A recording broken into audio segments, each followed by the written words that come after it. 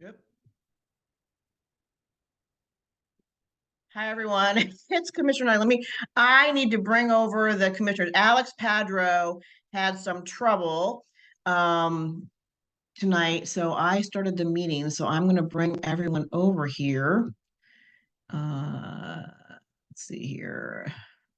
Commissioner Watkins. Let's see, where are we here?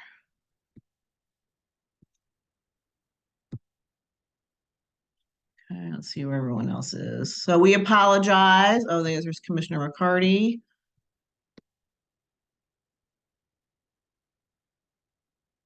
Let's see.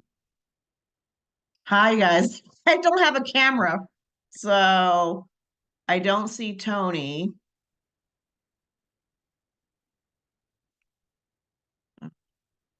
Okay, we don't have a quorum yet. So everyone who's on the call, we apologize. Commissioner Potter had some technical difficulty this evening, so we are waiting to get a quorum, and then once we get a quorum, I'll go ahead and start the meeting. I don't know where Tony. Oh, here he is. There's Tony. Okay, hold on a second.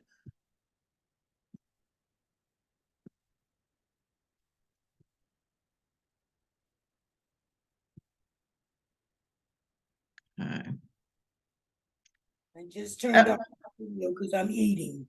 Okay, all right. So let's get started, you guys. I don't know where Alex is. I'm looking on the other side. So again, we apologize that we have started late. Alex Padro had some technical difficulties.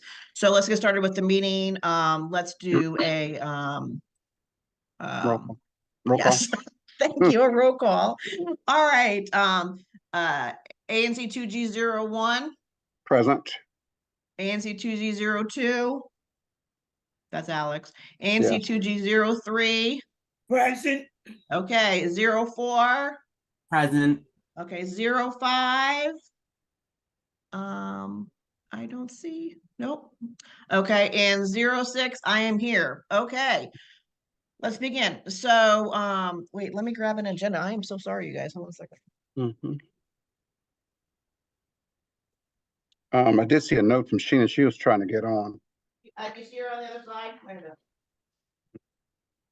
Okay, so let's approve. Let me see if I see Sheena on the other side. I do not. Okay, so let's approve this. So take a look at the agenda. Any additions? Is everything okay with the agenda? No revisions here. Okay, anyone else? No revisions here. Okay, do you want to go ahead and make a motion, Tony?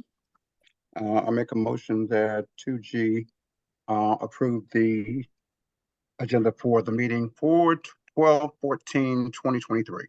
Okay, do I have a second? Second. Okay, Commissioner Watkins seconds. Okay, all in favor? Aye. Aye. Aye. Great, motion passes. Okay, so let's look for the police. If anyone on the other side from MPD, go ahead and raise your hand. Anyone from the police? Okay, I don't think so. I don't see them. Well, maybe they'll come on later. All right, so next we have, let's see, we have Councilmember Pinto's office. Let's see, is Brian on here? Oh, there he is. Hold on one second, Brian. Oops. I see you, Brian. Hold on a second. There you go.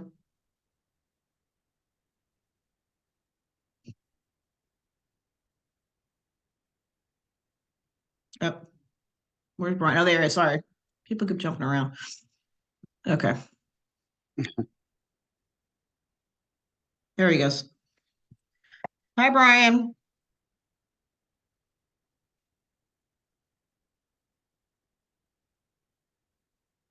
Go ahead. Hi. Sorry, I look so dark. I don't know what's going on with this Zoom tonight. Okay, well, I'm gonna share my screen. Hopefully that works. Nope, it says host disabled participant screen sharing. Here we go. Some light at least.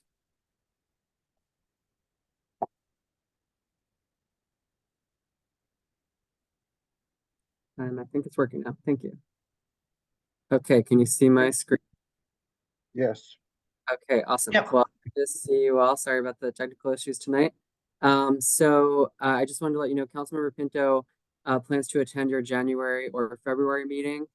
So please begin to think of what questions you have for her for either next month or the following month, depending on the schedule. And Maddie, our scheduler, will be in touch with you guys to make sure that she gets her on the schedule for one of those two meetings.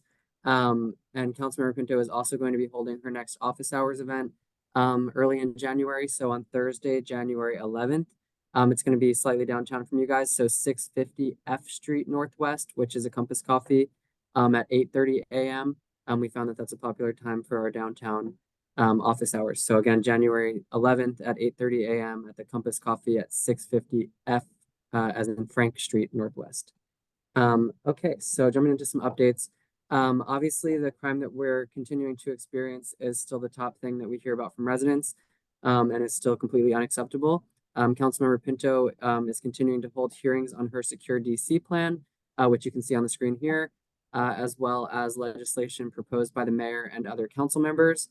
Earlier this week on Monday, she held a hearing on 3 more bills, which you can see at the end of that schedule there. The first bill expands the Safe Commercial Corridors pilot program citywide, which, as a reminder, gives grants to bids and main streets for things like improved lighting and hiring private security patrols. The pilot program that Councilmember Pinto funded in the last budget started and is the applications are live as of last week. So I'll post the link in the chat for you to share with any groups around your area.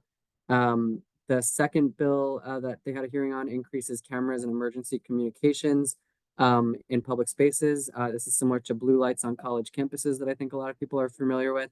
And this would be around public transit stations, including bus stops.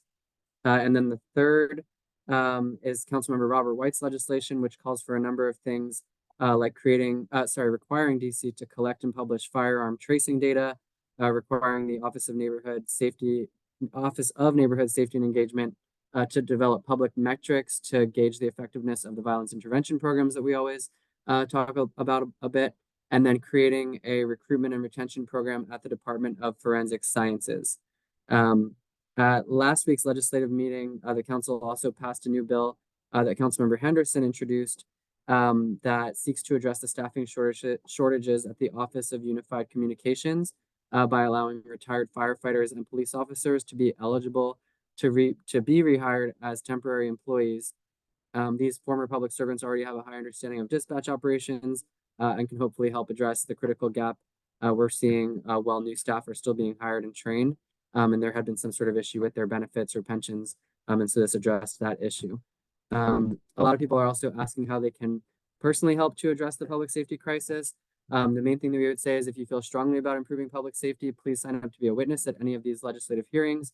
Or you can contact your at-large council members to let them know that you support the Secure DC plan. We know that many of you are already doing that, so thank you.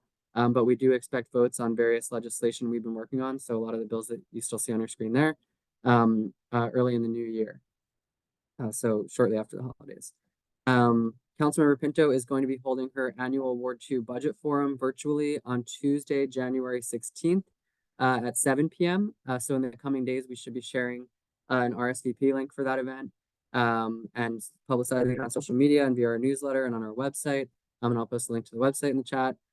We encourage anyone that has budget requests to sign up and give testimony. I know ANC 2G has done this in the past and it's been very effective. So we really recommend that you try to coalesce around your budget requests early again this year because it's going to be a tight budget year as we can see with all the various funding needs that the city is experiencing. We'll also let you know how to submit written requests, but you can of course just email any of our staff at any time, including me, and we can put those into our request list. And then a couple of other things, ahead of any winter weather, I just want to remind everyone that it is a great time to submit 301 requests for potholes or cracks in the road. Cracks in the road tend to get worse in the winter when water gets in there and freezes. So please submit those now. And there's filling them generally in 3 business days. So it's one of the fastest services you can request on 311. And hopefully it'll save somebody some car damage or bike damage or worse. And let's see, Commission, I think I can stop sharing the screen. Give me 1 second. Okay, can you see me again? Yeah. Commissioner Nigro had asked ahead of the meeting for an update on the Wizards and Capitals relocating to Virginia. So I know maybe Grace will have more to say about this as well, but obviously the news yesterday was not welcome. Councilmember Pinto's top priorities have been and continue to be improving public safety and downtown recovery. And since being elected, Councilmember Pinto has had consistent communication with Monumental Sports and their leadership to support them and address issues that they've raised to us. When it became clear that they were considering relocating this summer, Councilmember Pinto took that extremely seriously. She advocated to her colleagues on the council about the importance of keeping the teams, and she worked to make sure that the council was unanimous in their support for a strong offer to keep the teams in DC. The mayor and the chairman then led the negotiations for the DC government. The CFO refinanced the district's debt at a better rate in the new fiscal year, so that's just this past October, to create more room for more borrowing to keep us under the federally mandated debt cap. And that allowed the mayor and the chairman to make their best and final offer that they made this past Sunday. Monumental has said that they were swayed by the 70 acres of land to build new facilities on, and obviously that's not something that DC can match. But we do feel that our existing infrastructure is superior, our transportation access is superior, our neighborhood amenities are better and superior, and that DC teams should be playing in DC. The council is planning to hold a hearing in January to approve the offer that was presented on Sunday. Councilmember Pinto again is focused on making sure the DC government is united, while the process in Virginia will be longer and uncertain as their legislative process plays out.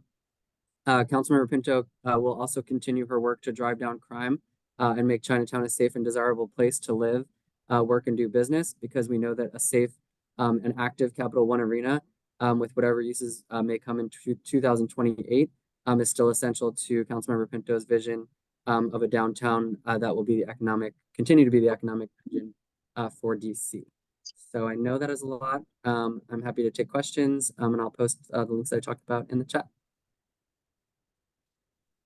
Thank you, Brian, and apologies again to everyone for my technical difficulties, but I'm glad to be able to be back with you.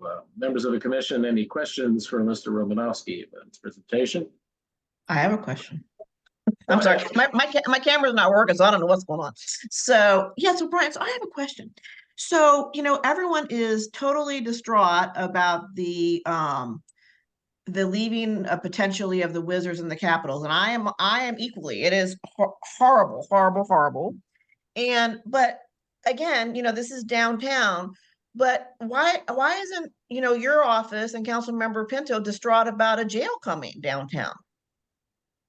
Because if you don't think so, let me tell you, here's the opinion of me and my constituents, since this happened overnight, is that all this hoopla, but yet the jail will equally affect downtown, and we're worried about it. We've been worried about it for close to a year now, but no one else, but the government's not.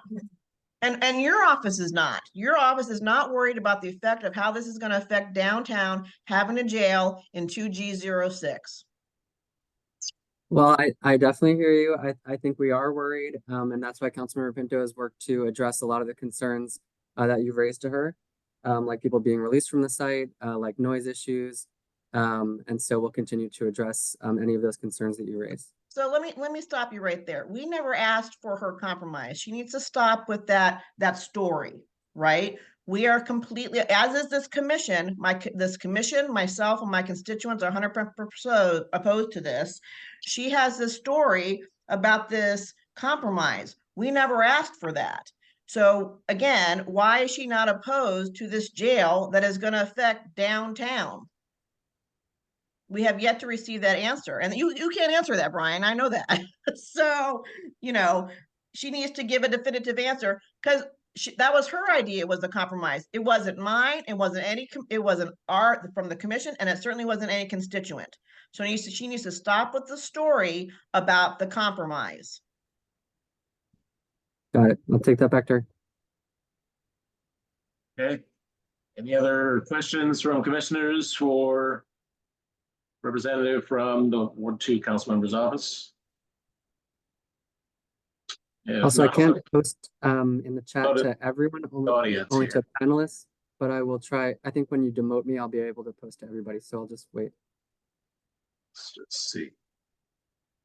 sometimes I don't know why that happens, but. If there's anyone in the audience online that would like to pose a question to the Ward 2 council members representative, please raise your hand or use *69 if you're on the phone. And questions for Brian Rowanowski from Ward 2 Councilmember Pinto's office. Raise your hand or *69. And don't see any names. So looks like those are all the questions for you this evening, Brian. All right, thank you, and enjoy the rest of your meeting and your holidays. Thank you. All right, coming back to actually, if we can go back to the agenda, there were a couple of additions to the agenda that unfortunately I wasn't able to raise earlier. So we have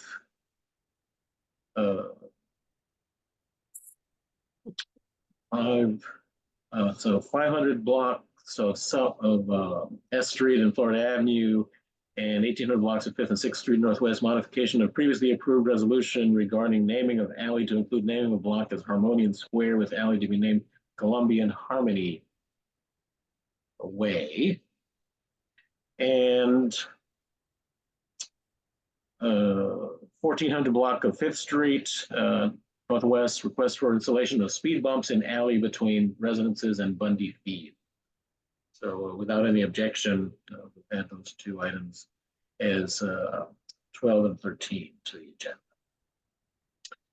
So moving on with the agenda, looking for other district government agency representatives that are not separately listed on the agenda this evening. I see Grace Reeder from the mayor's office. Where?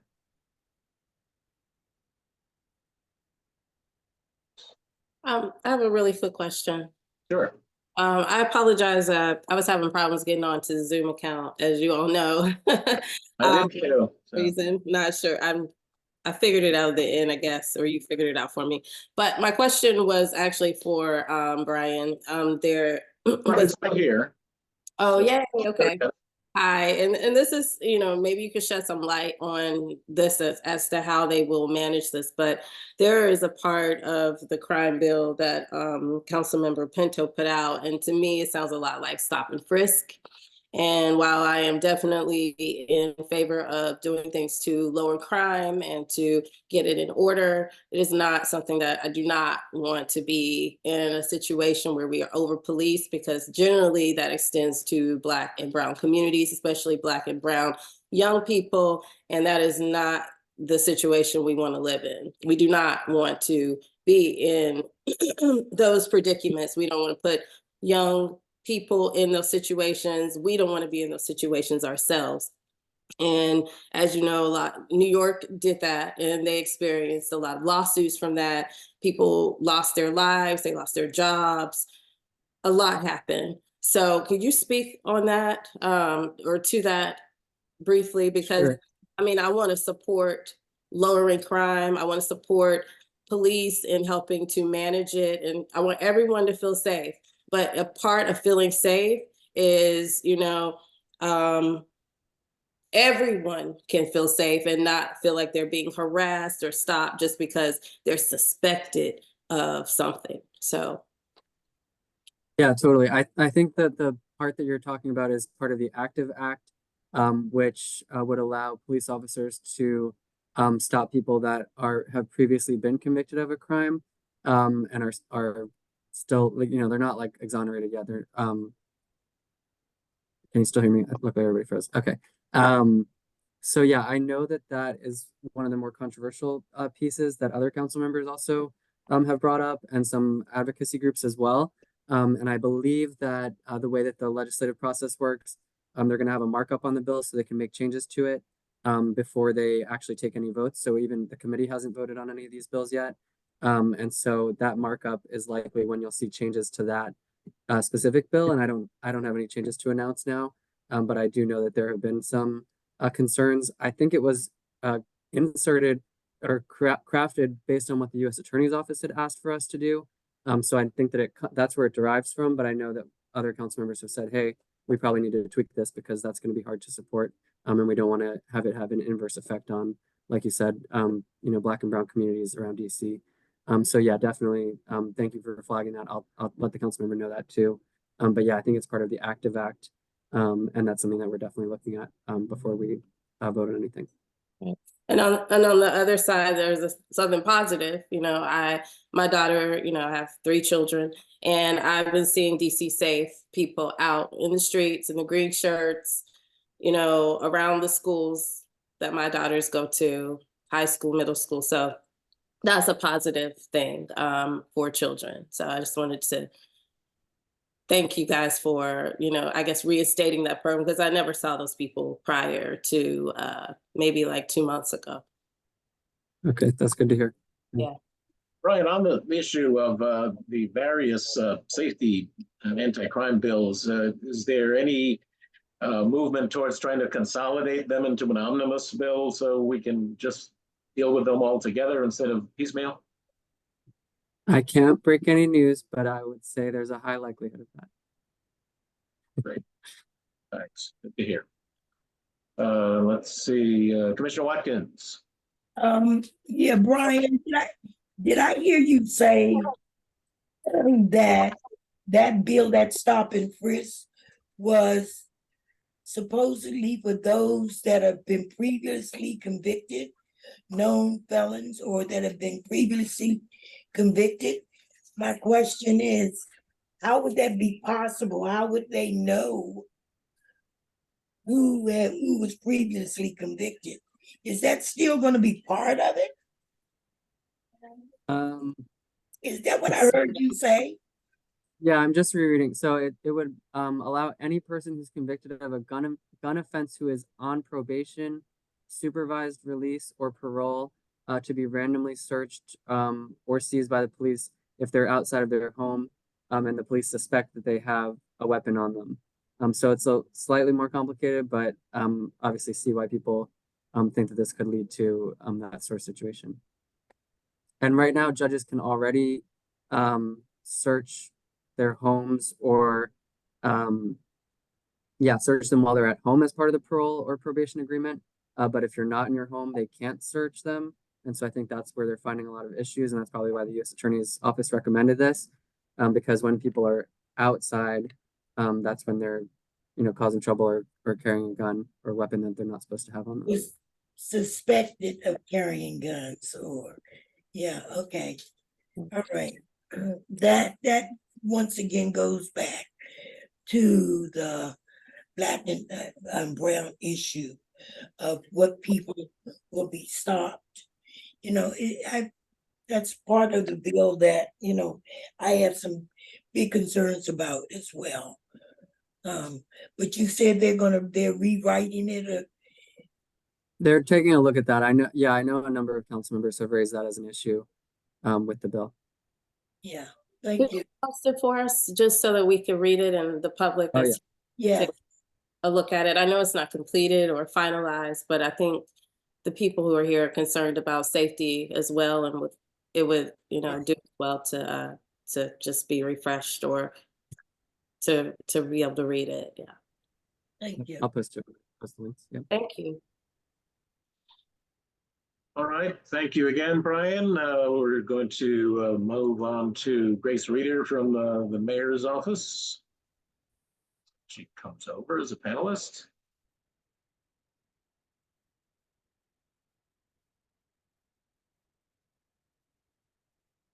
Are you there, Grace?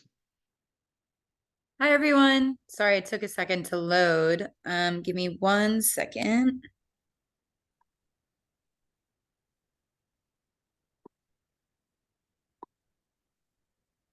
Can see you now. Can you see my screen? Yes.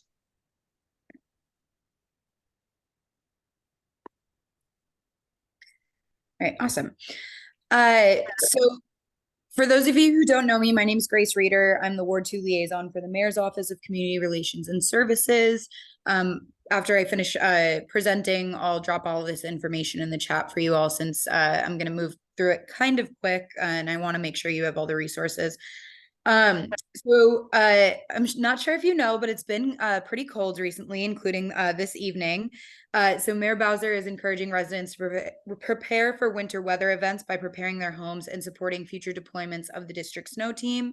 The district snow team is made up of more than 800 employees from across district government, operating more than 250 snowplows to keep DC streets clear. Some of the preparedness tips included ways for residents to sign up for real-time weather alerts through alert.dc.gov, and also encourage residents to sign up for Serve DC's volunteer snow team. So I'll drop the links in the chat, as well as some important information. Since especially during hypothermia season, when we activate either cold weather alerts or hypothermia alerts, there's some resources activated as a result. So I want to make sure you not only have that information, but have some of the numbers available that provides shelter transportation for some of our neighbors experiencing homelessness. We have warming shelters available, and there's also blankets and hygiene kits available at DC Public Library locations. Just go up to the front desk and ask them. It's while supplies last, though, but it's an important resource to be aware of for our neighbors. Additionally, DPW is still in leaf collection. So on Monday, they started in 2D, which is in Georgetown. And once they complete that section, they'll come back around for a second pass of 2A and 2B. So if your street has not been collected 8 business days after DPW has announced collection has started in the next section, please call 311 or visit 311.dc.gov and open a leaf collection missed service request. Additionally, DC Health and DC Public Library are distributing COVID-19 test kits at DCPL locations. So those are available at Shaw as we head into the holiday season. Want to make sure you have all resources you guys need to make sure your families and your loved ones are safe and healthy. So feel free to utilize that important resource as well. Additionally, Mayor Bowser and the Deputy Mayor for Public Safety and Justice released an application for the Safe Commercial Corridors Grant Program with $1.1 million in grant funds available in fiscal year 24 to support public safety initiatives in 3 commercial corridors, downtown Shaw and Adams Morgan. The request for applications will be open through Friday, January 12th, and awards will be announced in February 2024. I'll put some information in the chat about the program and what they're looking to fund and just additional information.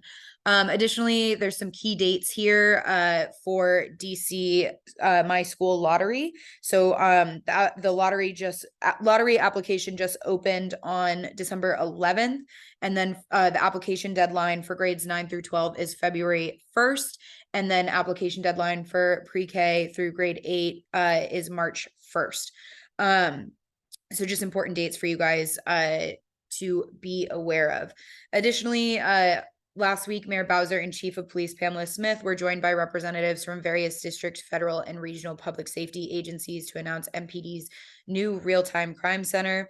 The RTCC will serve as a new dedicated space that will be staffed 24/7 with local, regional, and federal law enforcement agencies to monitor and respond to criminal activities in real time.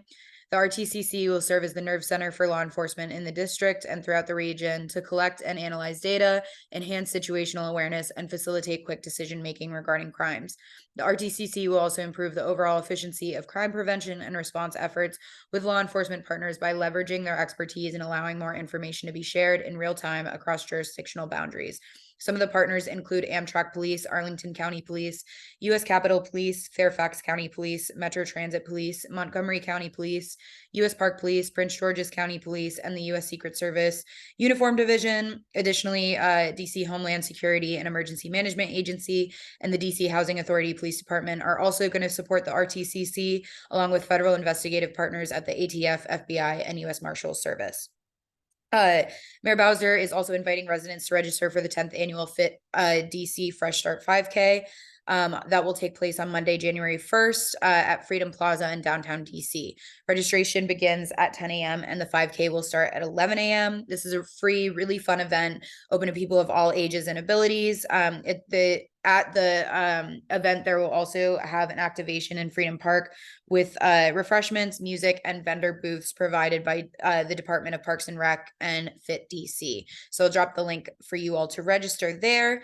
Additionally, I sent the commission an email this week talking about the proposal that Mayor Bowser and the council have submitted to Monumental Sports to keep DC teams here in DC.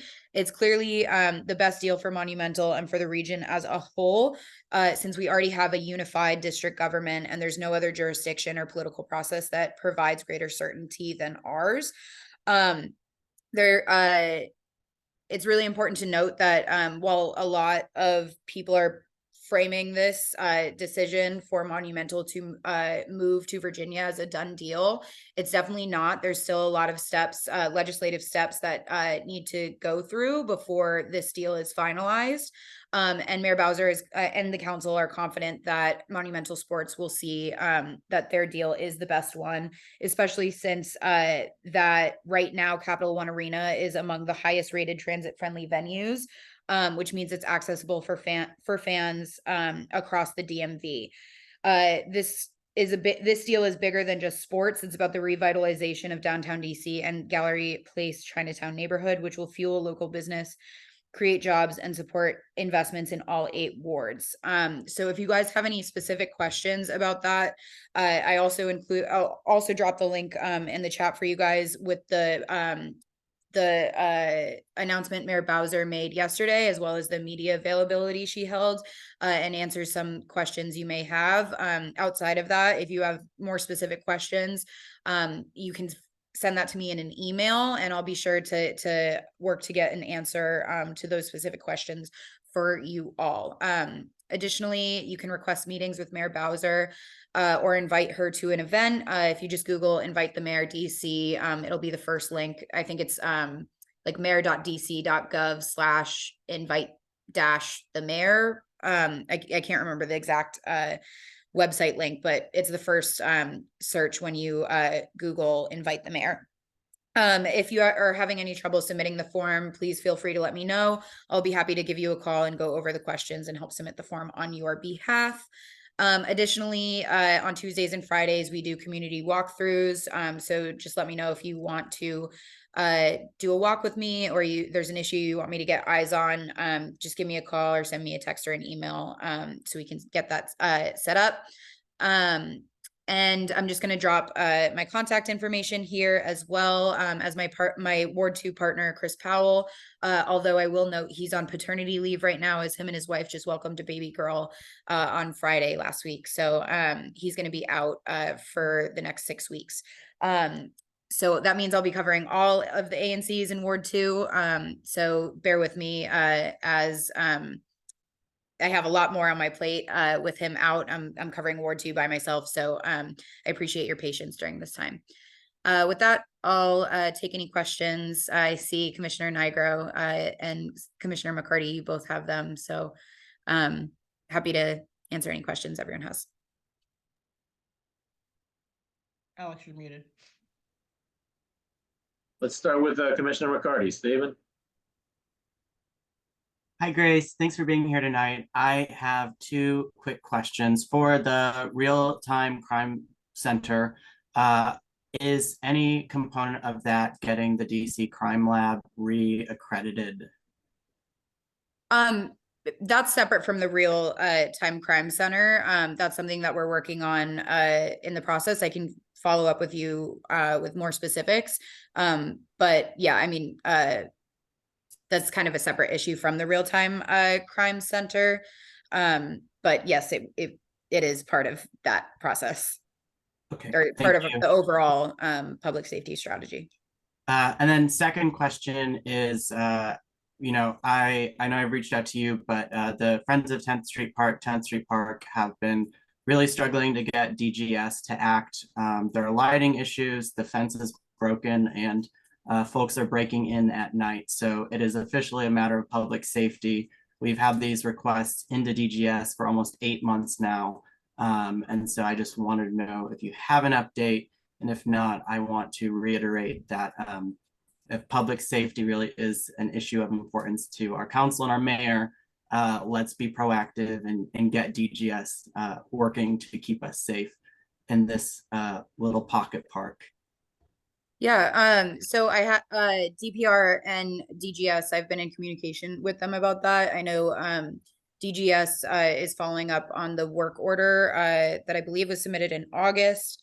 So once I have more information, I'll let you know. They did let me know that they're aware of the issue, and they'll work to get me an update and you an update in the coming days and weeks.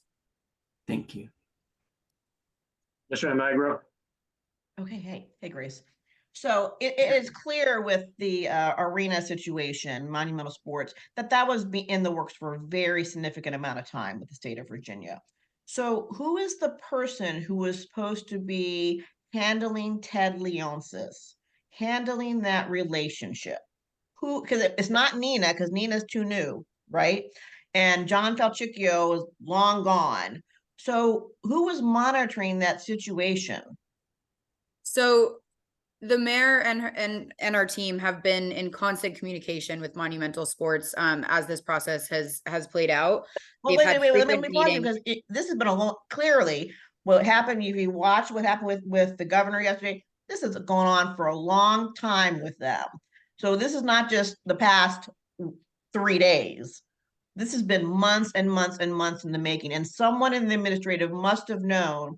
And I'm guessing they did not think that Ted Leonsis was going to pull the trigger, and he did. So if you watch the mayor's media availability yesterday, she did speak to this a little bit in terms of how frequently they've had meetings with Ted Leonsis, and that they were aware that Virginia was also trying to woo the teams to Virginia. And one of the things that she mentioned was, if Ted Leonsis and Monumental Sports are looking for a brand new development and in a suburban center, then yeah, Virginia is the plan that he wants to see come to life there. I will add though that in regards to the legislative process in Virginia, it's not a done deal. They still have to go through the Alexandria City Council. They still have to hold public hearings. They still have to get the support of the Virginia State Legislature. And it's unclear if it's gonna be supported by the public.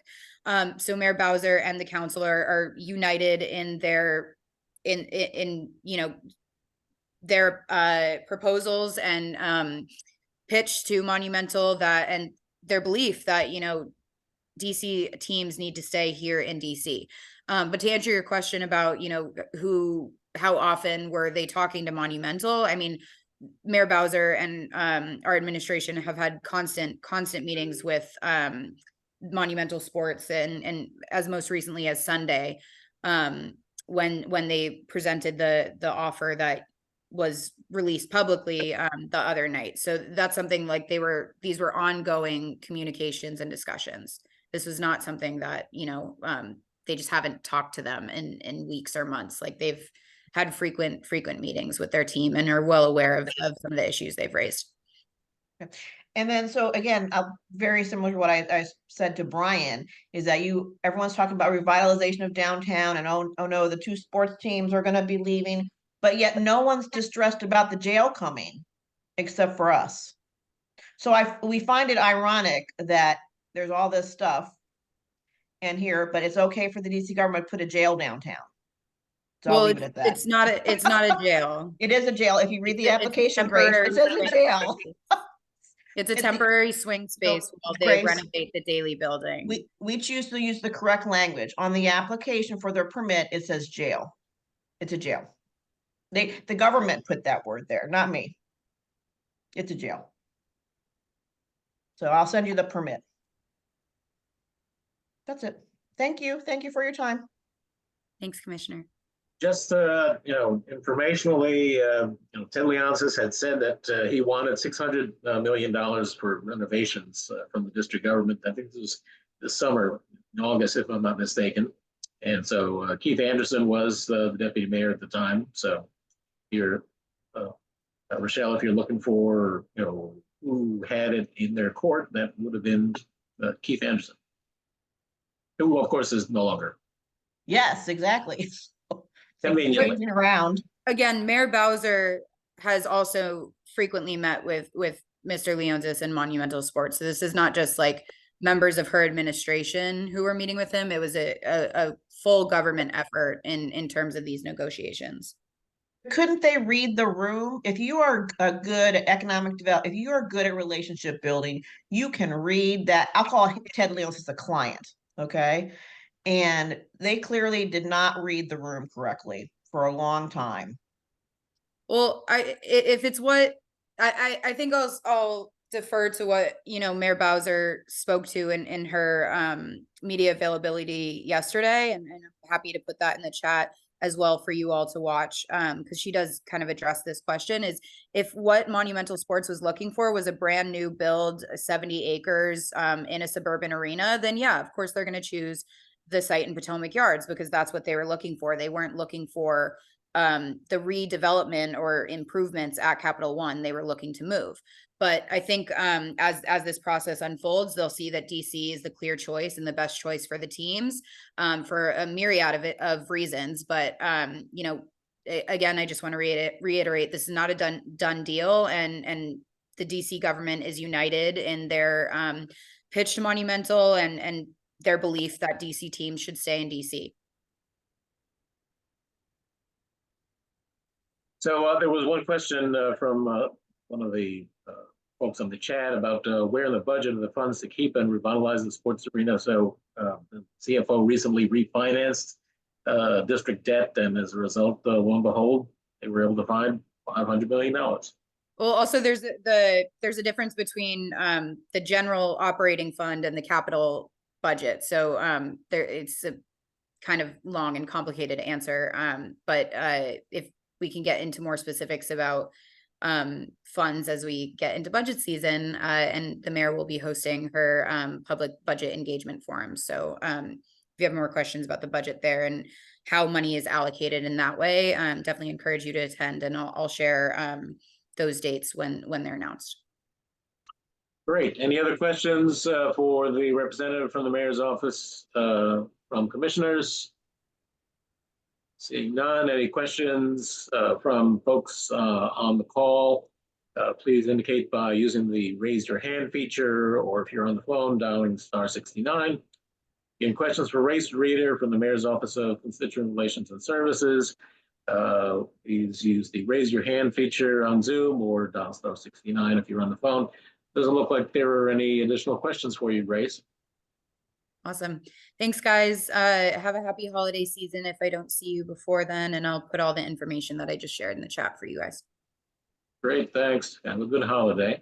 Thanks. So we do have Inspector Davis from DPW with us.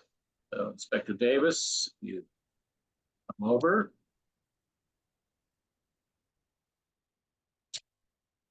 Inspector Davis, are you there? Yes. Hello, Good. everyone. How y'all doing today? I don't have a whole lot, but I will speak on the leaf season. I have been detailed for leaf season. So we are in D, and we are just about completing D. And hopefully we'll start the second round sometime next week. And I just wanted to bring up the bags, yard waste bags. Yard waste bags are yard waste bags. That means everything from yard waste can be placed in those bags. So if you see the leaf crew coming through and they don't dump the yard waste bags, that's the reason. The vacs cannot handle the branches, the other items of yard waste. It only can deal with leaves. So, and we're also getting 311 service requests saying that we forgot leaves in the tree box space, but there are bags. Someone put bags in the tree box space. So what happens with that is they will send a vac with a crew to that spot. So that's taking a part of the crew from where they're located to come to that when it's really not needed for the vac. So that slows that crew down. So I just wanted to bring that to the attention to our residents and everyone that yard waste bags, that's why they have a separate crew collecting the bags, because the yard waste bags can have everything from your yard waste in it. And the vacs only dispose of your leaves. So I just want everyone to just keep that in mind, that that's what the yard waste bags are for, all yard waste. And I understand that it's a delay, they're into, some people are getting January collection dates. I know that could be irritating because it's December. But those crews, it's kind of like the same crews. Everybody, they're doing everything. Snow, they're getting prepared for snow. They're doing the leaf collection. They also got to do illegal dumping. They still got so that's why it is kind of a long delay on that. But they're trying to speed up on the yard waste collection. They are. So because while we out there, we're also sending that information. We also sending that information to the supervisors, letting them know that we see bags, because some people aren't using 311. Some people are just putting the bags in the tree box space. So they'll sit there for a week, or they sit there for several days. So we are also informing supervisor of the bags. So I just want to bring that to attention. And also snow. You also got to be prepared to remove your snow within 8 hours of the completion of the snow event, because there is a $25 citation that goes with snow still on the sidewalk or ice in front of your property. So I just want to put that out there too, that snow, after the snow event, you got 8 hours to get the snow and ice up off of the ground. So that's what I have today. All right, thank you, Inspector Davis. Any questions for Inspector Davis from Commissioners? Commissioner Nigro? Hey, Inspector, we appreciate your time with us always. You're Hello. now a regular. You should be a commissioner with us. So here's the thing, and I appreciate you talking about that fine for the snow shoveling, but I don't think anyone ever gets fined. I have requested it in the past, and I'm familiar with the legislation, and we were so happy about it. But then, does anyone ever get fined? Has anybody ever get fined? Not in my neighborhood. I'm not going to say no one has ever been fined, but what it is sometimes, and I hate to say it like this, the inspectors are spread it out, because we also do snow. We do snow also, like we go out and monitor the streets to make sure that the plows aren't missing streets. So the inspectors that would give the fine for the ice on the ground, sometimes they are checking something else. They making sure that the snow plows are plowing by checking the streets and relating that information back to the main office, that this street still got slush, this street still got snow, this street is clear. So we know what you're saying, and we have spoken on that issue also to our management, that we need to be out there dealing with that for our residents, dealing with the snow that has not been removed on the sidewalk. But as we say, the government, we're kind of spread thin a little bit. So but I'll take that back to them, because I agree with you. I'm a fan of it, so I'll keep plugging away. No, I'll keep calling 311. All right. Mr. Perry? Hi, Hello. how are you? How you doing? I'm great. So can you tell me more about this fee? What is the fee exactly? And what do you do with older residents who cannot go out, or disabled people who cannot go out and clean up snow? Yeah, they do it. They have an exempt. They do have an exempt form for our seniors and our disabled residents that could be filled out. You could call, because we got people that have them, and what happens is they are exempt from the citation. Now, I think the government do do some type of volunteering program that goes out and may assist when they can get enough volunteers to go help out our seniors. But our seniors, and I believe the age is 65 and older, or anyone who's unable to get out. And you can't have an able body in the house. So if you got like a son that's 40 or 30, it got to be just the seniors in the home. You can't have an able body in the home, but we do have an exempt for those situations. Okay. What is the fee? For the citation, Yeah. How much is the citation for? $25. Oh, $25. Okay. All right.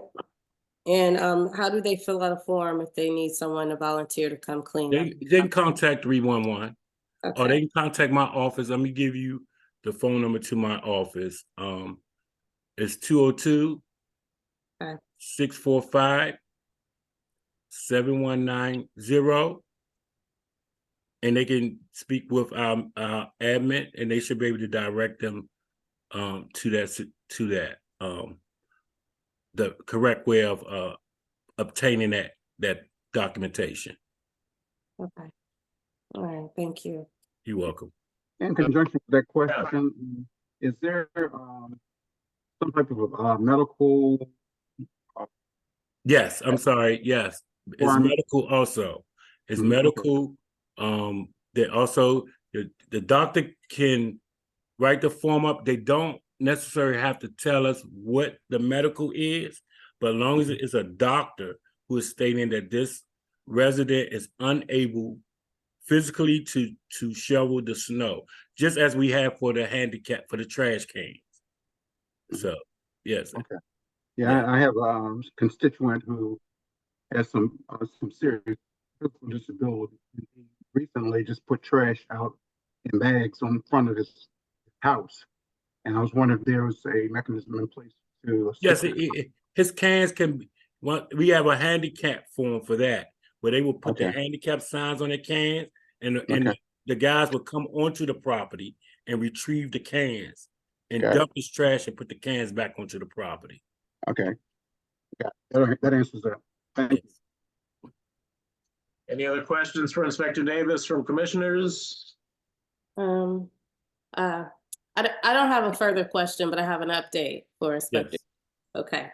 So I heard back from General Counsel today about posting signs. I know we briefly spoke about it earlier, but I heard back from ANC today, and they said that if we want to post signs, there's someone in the mayor's office by the name of Walter Graham that we're supposed to submit a copy of whatever we're going to post, if it's our meeting notice or whatever, and we submit it to him, and they'll have a copy on file, and that allows us to post. So I just want to give you an update on that from OANC about us being able to notify the public, you know, outside of just being online and things of that nature. Okay. That was the feedback I got. Did you receive that as well? I know I haven't received, but it's great. I just want to make it clear. I do not find the ANCs for posting information. Okay. I just like to give people what the regulations are, right? Because residents do call and make those complaints or concerns to us also, about everyone, especially because they can't do certain things or they feel it's unfair. But I just like to give that information and let everyone know what the regulations are. But for me, as an inspector, I would never cite our ANCs for trying to get the community to come to meetings, because that is how y'all get things done, get the people to understand what y'all trying to achieve for their neighborhood, I appreciate that. No problem. I see that Grace Reader has a comment. Grace, Sorry, I didn't mean to have my hand up. I was just going to add the information about the snow exemption, but I just put it in the chat. Okay, Thank you, Grace. thanks. All right, any questions from anyone in the audience for Inspector Davis from DPW? Please raise your hand or use star 69 if you're on the phone. Again, questions for DPW Inspector Davis. Use the raise your hand feature on Zoom or star 69 if you're on the phone. And I don't see any indications of any other additional questions. So thank you, Inspector Davis. Appreciate the updates and hope you have a wonderful holiday. See you in the Y'all new do year. the same. Have a wonderful new year. You too. All right. All right, other District of Columbia agency representatives. I see Solana Vandernet from Events DC.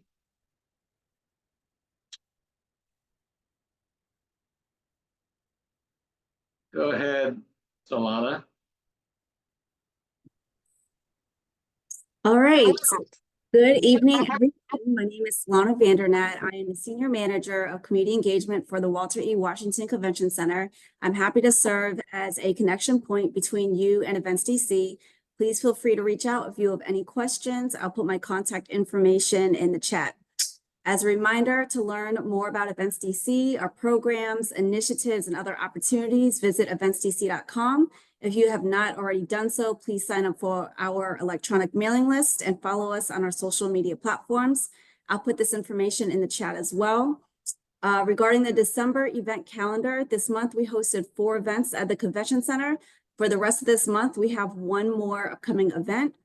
This is the 2023 DC Chamber Annual Meeting and Chairman's Inaugural Breakfast, which will be held tomorrow with an estimated attendance of 300.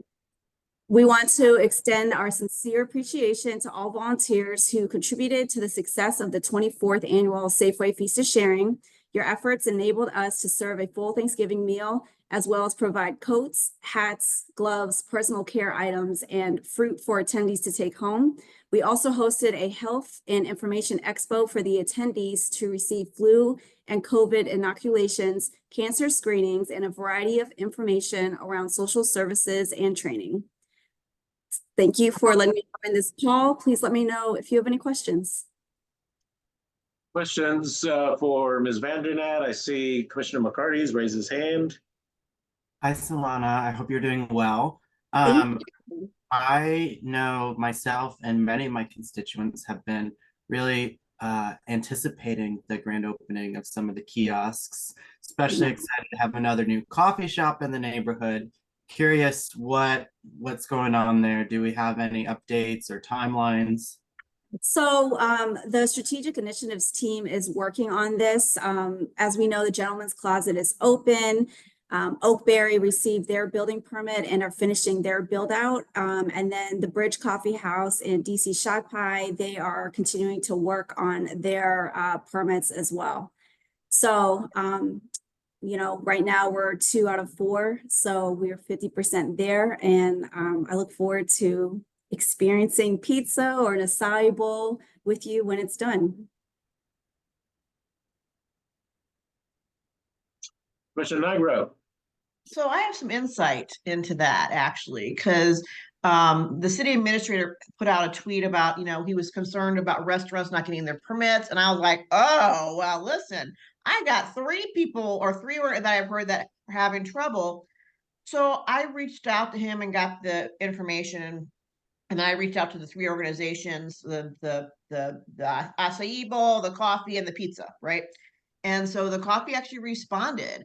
And so it seems to be more than the permits. It seems to do with the Department of Health and the lack of a bathroom and where that bathroom is. And so I think the story, it has to include that the Events DC, what is really happening with their permits, the Department of Health, and where this restroom facility is. And you have 3 organizations that all deal with food. And I think that is, the concern. So what is the real deal? Got it. Well, thank you for the information, and I will follow up with, like I said, the strategic initiatives team as far as that information with Department of Health. Well, and that's apparently the problem, is that because the bathroom or where it is or whatever is apparently the deterrent. And so my question is for Events DC, what was the thought behind having at least food entities there and not considering where the restroom facility is?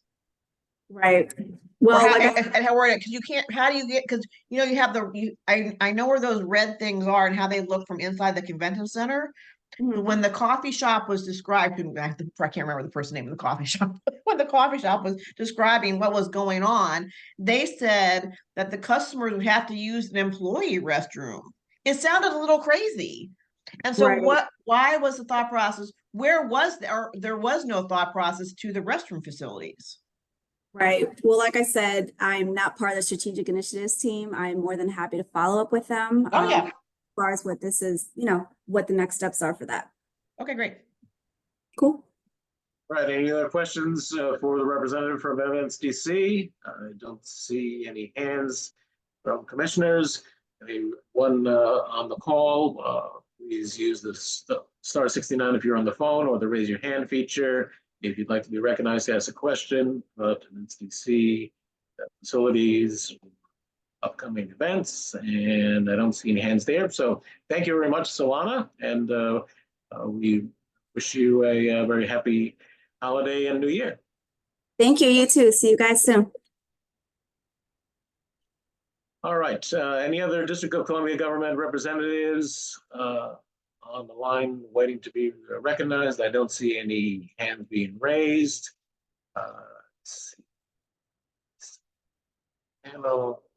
Yes, Mr. Wassmer, you're on the agenda, so we will be getting to you momentarily. That's the DDOT representative, which is separately on the agenda.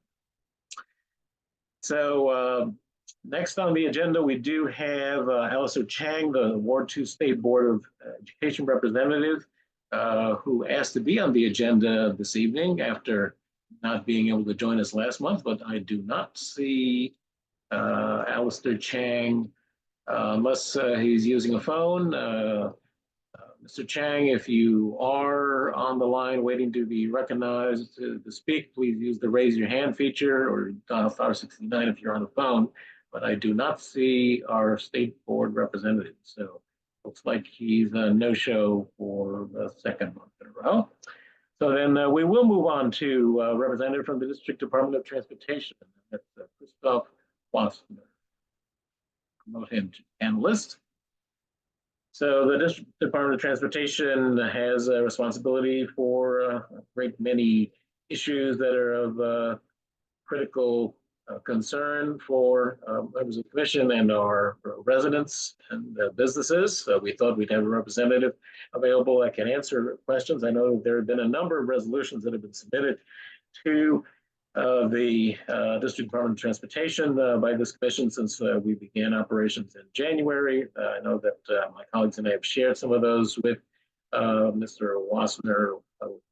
Hope that we'll get some feedback about the status of those initiatives, and then also anything else that commissioners and members of the community would like to discuss or to hear related to transportation, trees, and anything else that's in the District Department of Transportation's bailiwick. So with that, we welcome Christoph Wassmer. Thank you, Chair Padro. Hello, everyone. Good evening. Happy to be here. It's my first time attending a 2G ANC meeting, and I believe it's been a while since a DDOT representative has attended a 2G meeting. So happy to be here. I'm have a couple slides prepared for tonight, so I'll just share my screen real quick. All right, can everyone see that? Yes, we can. All right.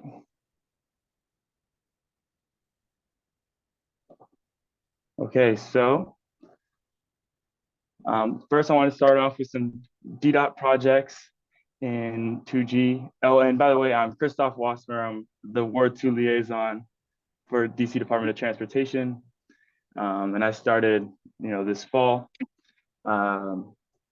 So for tonight, I just want to start off with some DDOT projects in 2G, specifically the S Street Revitalization Project. Then I wanted to touch on some of the traffic safety inputs that were prioritized for Q1, which started in October of fiscal year 2024. And then also some traffic safety inputs that were recently completed or are still pending installation. And then I just kind of wanted to go over some of the TSI 2.0 process.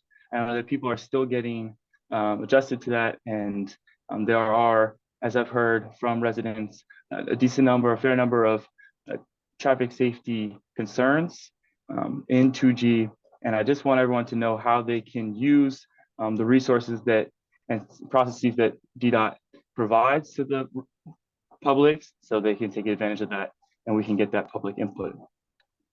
So this is the current plan for the S Street revitalization project.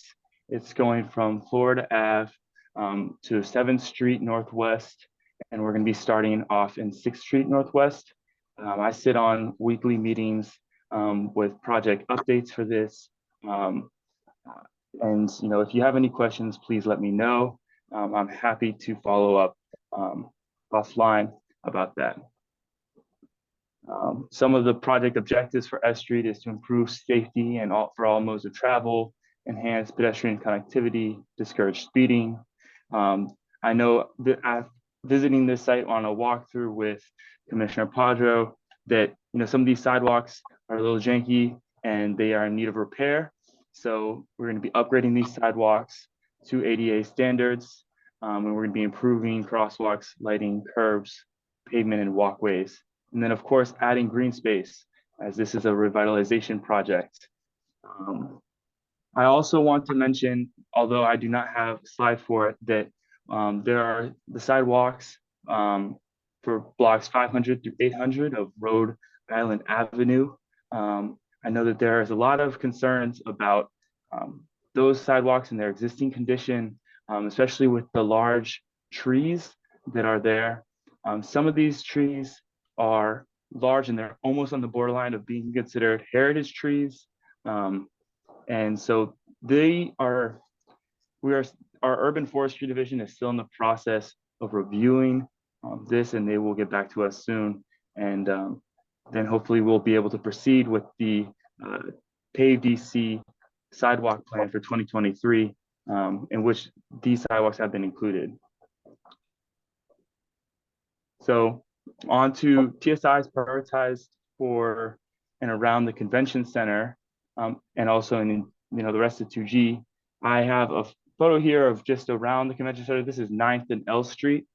So the first one we have this is for daylighting the alley entrance at 1118 9th Street.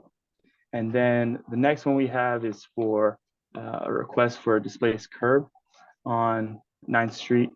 And so that's going to be through paved DC. Then the next request, and this is a request that I've been hearing that I've been getting in my inbox, is for restriping the current configuration of 9th Street. And I will be touching on that later. The fourth request was for daylighting another alleyway, but this one was along L Street, 919 L Street Northwest.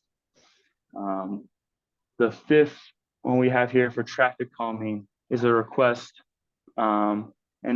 this request is more of a complaint that motorists are not following the lane and pavement markings on 9th Street.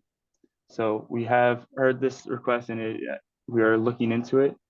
The sixth object here is the 2-lane. This was part of the period of time when Events DC had been doing construction on their roof, and they had moved the bike lane one step away. So this is no longer an issue, my understanding. But as Events DC continues to do host events, I know that there will be instances where they might have to occupy that space with the bike lane. And so we're looking into working with Events DC and how we can make this safe for all road users, bikers, and drivers alike. The seventh one is for, again, pavement markings. But this one is specifically for the 9th Street intersection onto Mass Ave and Mount Vernon Place. Now, this intersection, there was a complaint that the roadway markings, although there is a left turn only lane, the roadway markings indicate that you can go straight through.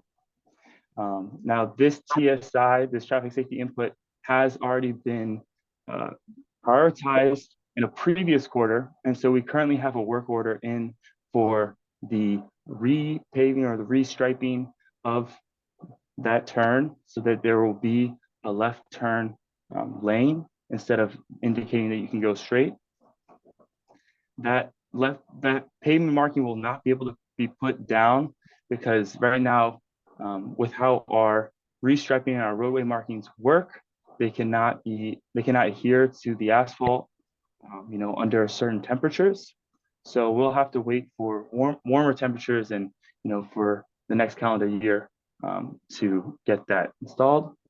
Then the next request is for the taxi stand that's along 9th Street before the intersection of Mass Ave. And then the next one is for the 9th is for red light cameras along Mass Ave. Are there any questions for the TSIs prioritized this quarter? If not, I can just move along. I want to clarify what you mean by daylighting the alley entrances. That sounds like DDOT. Of course. Yes. Yeah. Thank you. So daylighting would be including removing parking spaces if necessary. In the traffic safety input process, which I'll go into more detail later, our engineers will complete an engineering evaluation. And so they will see if it's necessary to remove an additional parking space. And then part of daylighting would be including flex posts or bollards that would then disincentivize people to park in that space. And then that would allow, for improvement of visibility and sight lines when leaving maybe an alley or entering an intersection. So often we do this with intersections where there is, high traffic speeds, and it's just to improve visibility and turning and safety for pedestrians. So I'll move on to the TSIs that are pending installation or completed. So this is a map of all of our TSIs that we have completed since TSI process begun. But I'm just selecting 6 that have happened kind of in this past 6 months or are pending installation. So the first is, as I mentioned before, the restriping at 9th Street and Mount Vernon Place.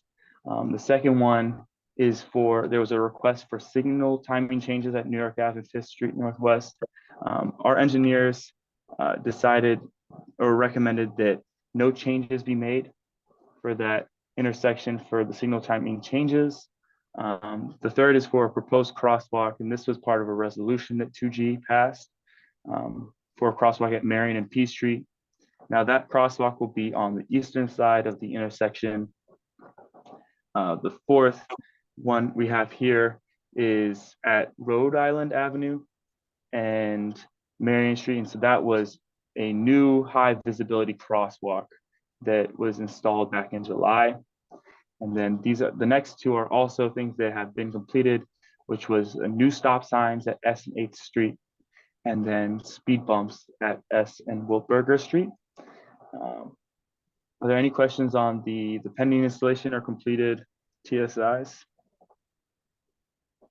Yes. Hi, Commissioner Barry. Oh, Oh, sorry. recognize Commissioner Migro's hand.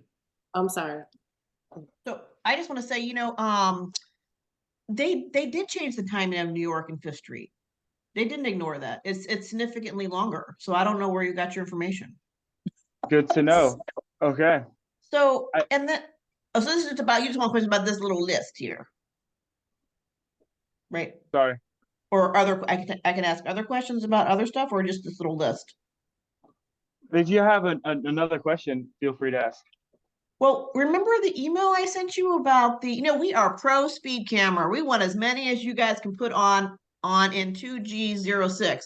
But where's the data I requested for the one that is on the 600 block of New York Avenue and how that, because we never, that's great. We love it there. We have no problem. But we've never said anything about that block. And then here's the speed camera. So where is the data that goes for all these new speed cameras? That should have been an easy email to me. I hear you, and I am working with our ATE team. This is the automated traffic enforcement team to get you that data. Sometimes it can be a little challenging to procure that data, quickly. So, I have other requests at different ANCs that are requesting data from speed cameras. So I'm trying to get everyone the data that they are requesting. Okay, well, it's been a minute, but that's okay. I mean, we'll wait. We're very patient here, and we want as many cameras as you can provide. I And appreciate that. I don't want to waste time here on this call, but I have many questions. But one of the most interesting one is that the request for the one-way camera on the 1200 block of 4th Street, that the nickname is the Nigro camera, that is new and innovative, and that seems to be stalled. Interesting. And that's a moneymaker for the city. So, just to follow up on that, that's been over a year. But there you go. I'm done. That's the stop sign camera? No. This is No? the one-way camera that I don't want to use the word invented, but my constituents and I thought of, and DDOT actually changed a camera so it would work. And it is going to be rolled out as soon as all the approvals happened. But it seems to be stalled. I mean, I got some information, but it'd be great if you can help push that along. Definitely. Yeah. Bear with me as I not heard about this camera just yet. Still, it's going to be famous. Okay, sounds good. I'll get you more information on that. Commissioner Watkins, you got your hand up? Yeah, because I was looking at number 3, the proposed crosswalk at Marion and P. Did I miss something? I mean, I've stepped away for a minute, but have they decided to put a crosswalk there and not the hawk light that we were speaking of? From our engineers, and what I've heard is that the request was for a crosswalk and it was not for a hawk, hawk signal. So they proceeded with changes to adding a crosswalk at that location. Excuse me. But this would have to be a new TSI request, a new traffic safety input request for a signalized or a stop sign to be considered at this intersection. We have different engineering teams. There's a safety team and then there's a signals team. Our signals team would be the one that would be responsible for reviewing a stop sign installation or a hawk signal. So, and if people are not familiar with the hawk signal, that would be the signals that are flashing lights that will then tell drivers to stop when residents are trying to crosswalk. Because isn't that one of the resolutions that we had, Commissioner Barry?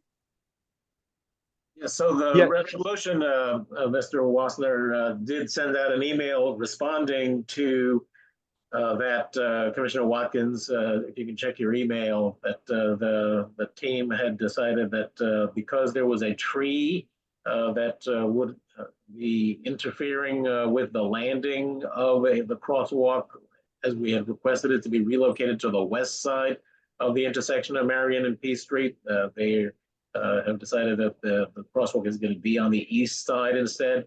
But the resolution did include the request for a hawk or a stop sign, and apparently that was ignored. So, Mr. Wassler, perhaps you can think that. Yeah, I didn't think that was final. I mean, I read about the tree, now you tell me where the tree was, but I read about the tree, but it didn't address anything about the hawk signal. Yeah, that's correct. That was not addressed. So we'll all of us him to get back to us on that. Yeah, nobody got back. Well, I had a sentence at the end of that resolution, which was trying to address the hawk signal and or the consideration of a stop sign. And as I explained just briefly earlier, the traffic safety input request that was prioritized was for a crosswalk. So it came to a certain team of our engineering division, and that engineering division is for safety. And so they could review including a new crosswalk, but it did not go to our signals team. So it would have to be input as a new traffic safety input request, and then it will have to be reprioritized to then be considered for a stop sign or for a hawk signal. So why didn't you just send it on to the signal to the other team? I don't understand that. I mean, that's the kind of thing that I don't understand. I mean, I guess that's how the government operates, but that's just so. I mean, there's one crosswalk there already. All right, it's not. It's in New Jersey. It's Marion and P on the other side. All right, but this doesn't make a lot of sense. So you're saying now we need to send another proposal or resolution to the people who handle the signals? Is that what you're saying? Yeah, and I'm very comfortable submitting that traffic safety input request on your behalf, and to try and get it prioritized for you. I mean, Okay. I understand your frustration.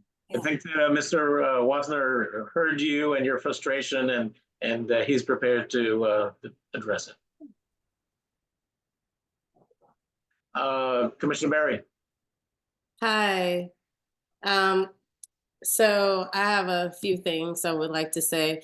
Definitely something that Commissioner Watkins just brought up about, like, when we submit resolutions and requests, that everything flows together so that, every need is addressed. And I've seen that be a problem with DDOT recently, even from the installation of 9th Street, where there are safety issues that weren't done all at once. It's like there's no follow through, no quality control. Like, cab sign was still there, the left turn signal is not fixed. It's just you did some of it, and that would be really helpful if we could have that be a new pattern for the upcoming year, and just immediately that would be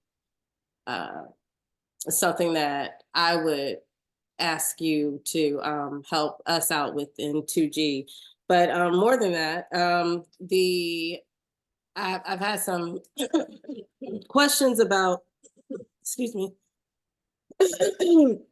about some of the things that you've mentioned in your pending installations that were completed. For instance, I personally am not pro speed camera, and I know a lot of constituents here have complained about them. So that is a mixed bag. That is not a absolute 2G thing. Even if I'm the only commissioner to object to that, I am not pro speed cameras. I think I'm pro safety more than anything. I want everyone to be safe. As someone who just recently took over the Transportation and Public Space Advisory Committee, I've learned from several constituents that they are very unhappy with 9th Street and the flow of traffic on there. Because you mentioned that a lot of people complain about not following markings on the street. A problem with that is that it is unclear. There needs to be signs put up in various places to let people know that there is a new traffic pattern, because it is still relatively new. And also, it just needs to be more defined. And I'm not sure about how that would work with that being a two-way street. But it is very difficult to maneuver for drivers, especially if there's traffic. And that's something that we need to entertain looking at in the future, because it's going to be accidents. It's going to be gridlock. Drivers get frustrated. Accidents happen. And that when you have an irritated driver on a street and a lot of gridlock, I feel like it makes it unsafe for pedestrians and cyclists. And I really think that we need to come up with some type of solution. I don't know if the solution, and I'm not suggesting this, I'm just going to throw it out there. from looking at it and speaking to people would be to make it a one-way street. But you know, that would ruin my commute, but I know it would make it safer for a lot of people, especially cyclists and pedestrians. Um, and like I said, I'm really big on safety. So safety is important and parking is important. I hear you saying you're going to cut out parking. There are people who drive here, and while I'm not big on traffic, you know, cameras and penalizing drivers at high speeds, you know, I mean, in volume, you know, like penalizing people, because I think it changes their lifestyle when they have all these penalties, their cars gets impounded. It's so many issues that come up when you have a car and you need a car, because families need cars. There are people who need a car who cannot.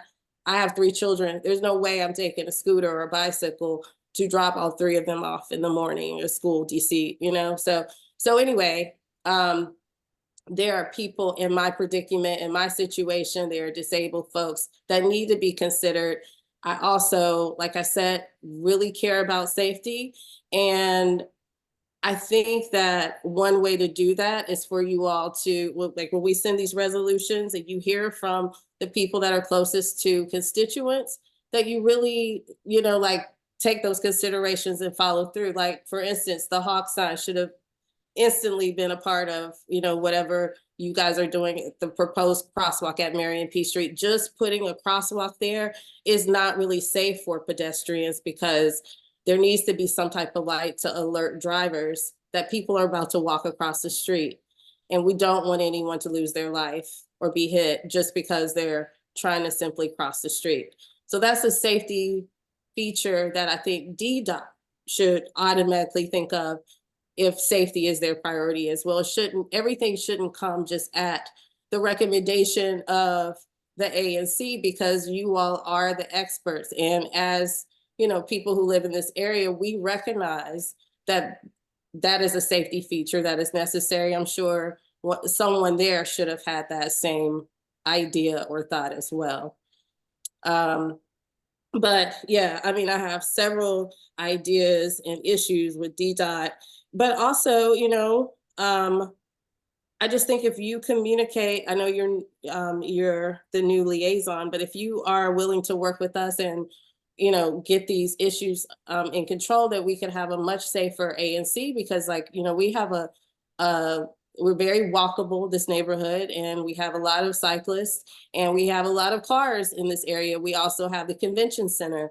It's just a high traffic area. So we need to really work together and follow through with the resolutions that we're proposing. But that was the main thing I wanted to say. I have like a long list of issues and things I want to speak to you about. We just had our meeting on Tuesday and it was quite the meeting. And you don't have to respond to any of this right now, because I promise you're going to receive several emails from me that you will want to respond to. Yeah. So Commissioner, it's possible that with other commissioners' comments and also public comments, we may touch on some of the other items that you had, but certainly we can have you take another round before we lose Mr. Wasson this evening. I will mention that when the 9th Street cycle track was in development, I had recommended that 9th Street be turned into a one-way street, so that a number of the things that are going wrong with it right now could be prevented. And of course, that was not taken up. But your committee can certainly make a recommendation about that in future. Okay. Commissioner McCarty. Hi, Christoph. Thank you for being here. First, I do not know, I don't think you've finished your presentation. Do you still have slides you'd like to go through? Thank you. Are you still filling up to that, or do you want me to ask some questions? No, I do have questions, but I'd like to let you finish if you want. I appreciate that, Commissioner McCarty. I do have just a couple more slides I wanted to walk through, just so you know the residents who are listening in can get acquainted with the TSI process, and that can be, you know, short and sweet, so we can get back to some of these questions and some of the concerns the community has. So just want to get on to TSI 2.0 process. So the TSI 2.0 started in January of this year, and this was an upgrade to our, you know, TSI program. that was originally known as TSI and now is known as TSI 1.0. And so the biggest difference between the TSI 2.0 and TSI 1.0 is that TSI 1.0 was first come, first serve. So if this did not equitably distribute the department's resources across the district, and TSI 2.0 now uses a prioritization model that I will explain a little bit later. So if you have a traffic safety input request, and this can include traffic speeding, this could be traffic calming, this would be for a speed camera or a red light camera, this could be for pedestrian safety or new sign installations. You'll want to go to our 3-in-1 homepage and then type in TSI or traffic safety input into the search bar. And then you'll select, the closest address as your location to the issue that you're having. And then once that happens, you'll give an outline description of your issue, and it will be able to detail it. And then once that happens, it will get sent to our 311 system and it will immediately close out. Once you receive that email that it's been closed out, that does not mean that it has been handled. It just means that it has been sent to our TSI or traffic safety input dashboard, which I have hyperlinked here, and I'll share this presentation with 2G so that they can share with residents. And so from this dashboard, it has tabs on TSIs queued for future consideration, the ones that have been prioritized this quarter, the ones that are pending installation, and the ones that are completed. So once a TSI has been prioritized, DDOT services about 800 locations per year and 200 locations per quarter. Once it has been prioritized, the TSI's traffic safety inputs that are adjacent to that location will be all bundled together.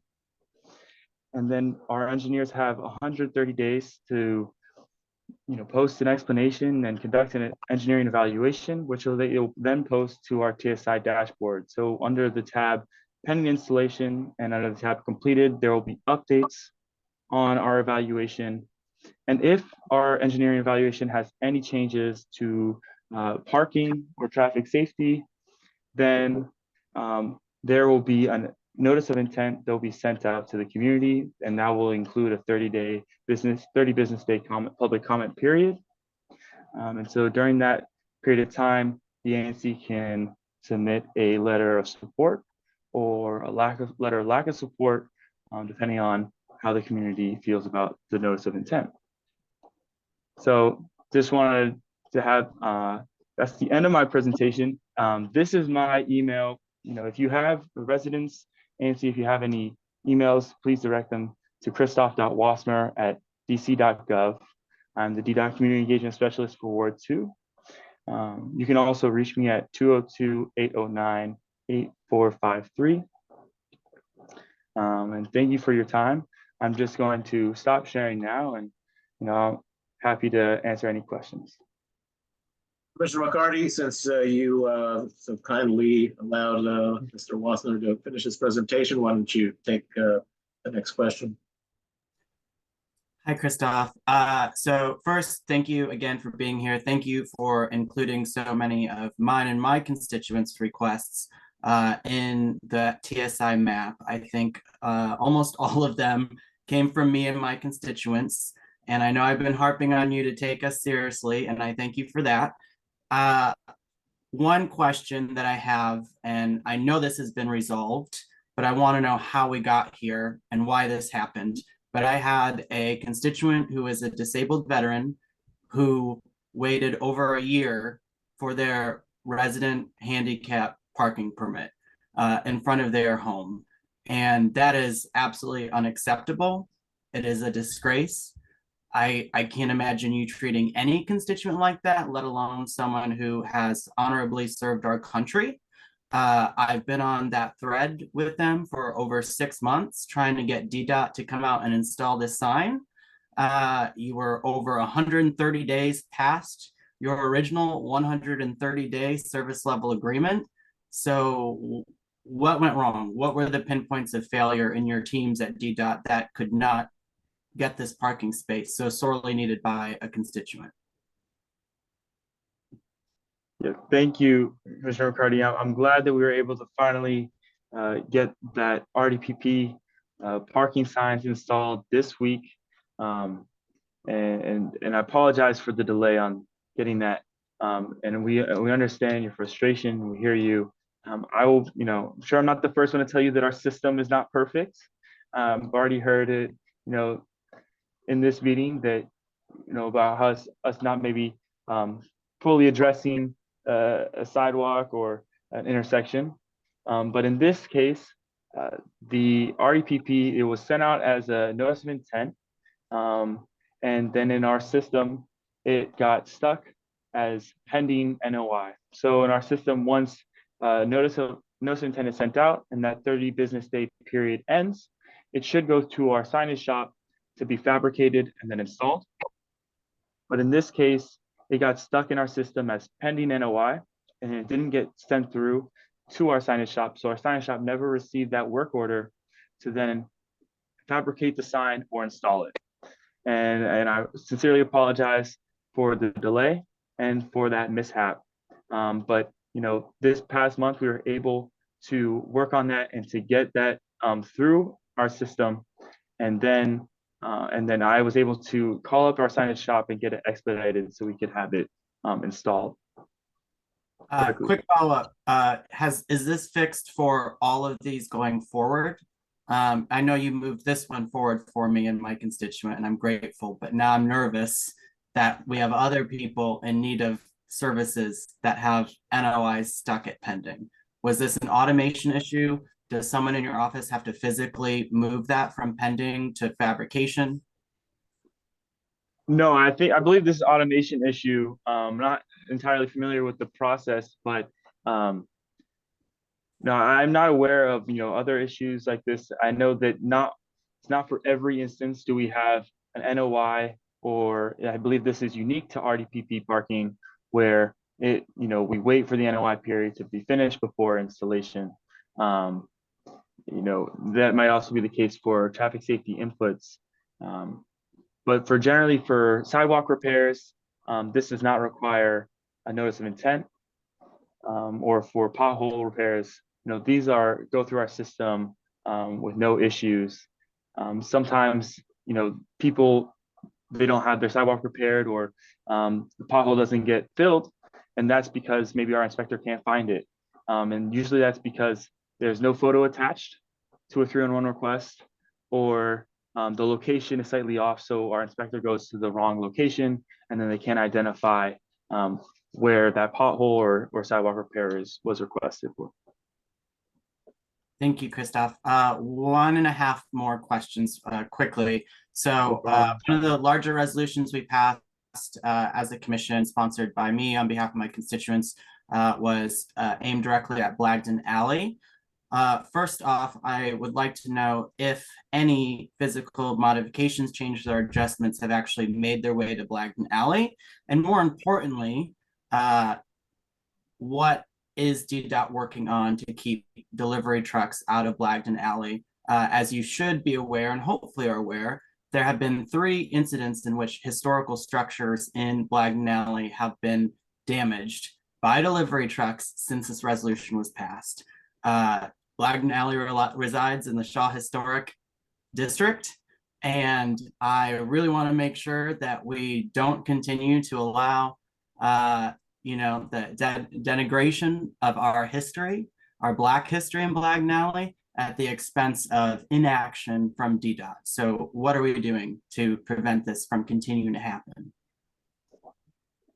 I'm sorry to hear about the property damages. I know that you've reported these to me in the past, and I understand that it is a historic alley. And in fact, actually, my parents, they had their first date in Blagden Alley. So it carries somewhat of a significance for me as well. But specifically, since your resolution was passed, what has been done, I believe, as 2 signs have been put up. There was a no outlet sign and a no parking sign that were installed on the eastern side of Blagden Alley. I know that this is not enough. And we are continuing to work on this. And I have a team that has, we did an evaluation of speed humps earlier this year that was then not, the ANC ended up not wanting to go through with the speed humps due to traffic noise complaints. So we are now working on what kind of intervention can we do. I know that Councilmember Pinto's office recommended a no through traffic sign. And so this would be a tactical closure of the alley. And so we would just install no through traffic signs at the entry and exit portals of Blagden Alley. But we will warn, there is no enforcement of this. It would just disincentivize delivery trucks and drivers to go through. And I would love to hear what the ANC thinks about that solution. But that is a possible solution that we could have. I'll tell you that's not enough, but I do want to let other commissioners speak and members of the public. So Christoph, let's have another meeting and talk about that offline. And we can include my constituents as well. Commissioner Nigro? Okay, I'll be brief. So this is going back to Commissioner McCarty's the situation with the handicap parking sign thing. Okay, that is absolutely ridiculous and unacceptable for how long that went on. And here's my problem. There is zero project management within the agency, zippo. So why wasn't, I mean, you can't figure this out, Christoph. This is not, you cannot answer this tonight. But clearly there's probably a boatload of emails with DDOT people on it and probably said, probably something's the matter here. Let's fix this. And no one did. No one takes ownership of these problems and they go on and on and on. And this is a perfect example. I mean, whoever's going to be director, whether it's Sharon or not, or whoever, these type of lack of project management, it just doesn't ever stop. And I'm sure Alex Padro, myself, we've been doing this for a very long time. It never changes, period. Whoever is director. Get some project management going on. Thank you. I'll pass this back along. Appreciate it, Commissioner Nigro. Okay, I'll take a stab at a couple of points here, Christoph. So number one, when we did our walkthrough a couple of weeks back, I pointed out a number of pedestrian pylons that were down near Wilkburger, Florida, and T Street. They're still down. They've never been repositioned. It seems to be a pretty common problem with these pedestrian pylons getting knocked down. I have some in my SMD at 8th and O and 8th and P. And they get reinstalled, and 2 weeks later they're down again because they're just so flimsy that any car or truck brushing by or buses brushing by them will knock them over. So number one, is there something that DDOT can do to or come up with something that's a little sturdier that will perhaps cause some more vehicular damage and might inspire people to be more careful about not running them over, or is there a service level that can be adjusted so that these get replaced more quickly? Because if the pylons are getting hit, pedestrians can get hit.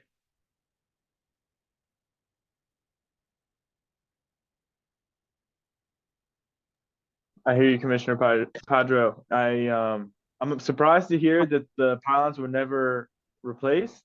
I submitted, 311 requests for those, and then it got went through and said it's completed and closed out on my end. So, yeah, surprised to hear that. But you're correct. These are very flimsy and they get knocked down very easily. I just had one happen, around the corner in my neighborhood.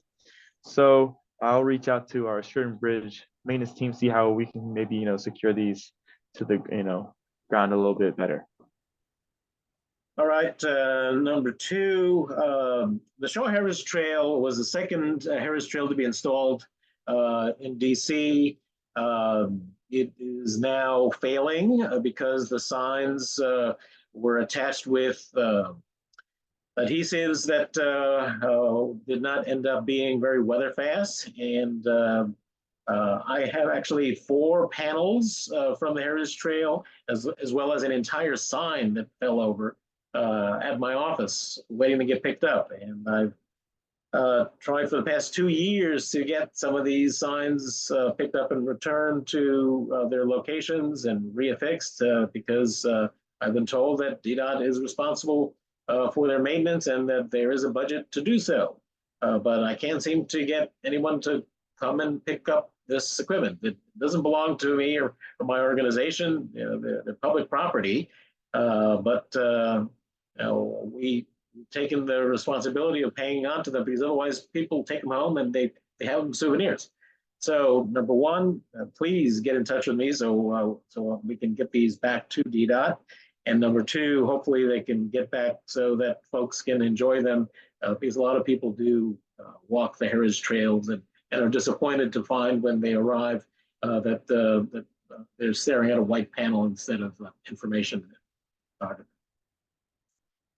And last, also from our last walkthrough, I just wanted to share that those ceremonial alley signs along Wilberger Street still have not been repositioned to their correct location. So just want to get a sense of how long do you think it's reasonable to wait for those to be corrected.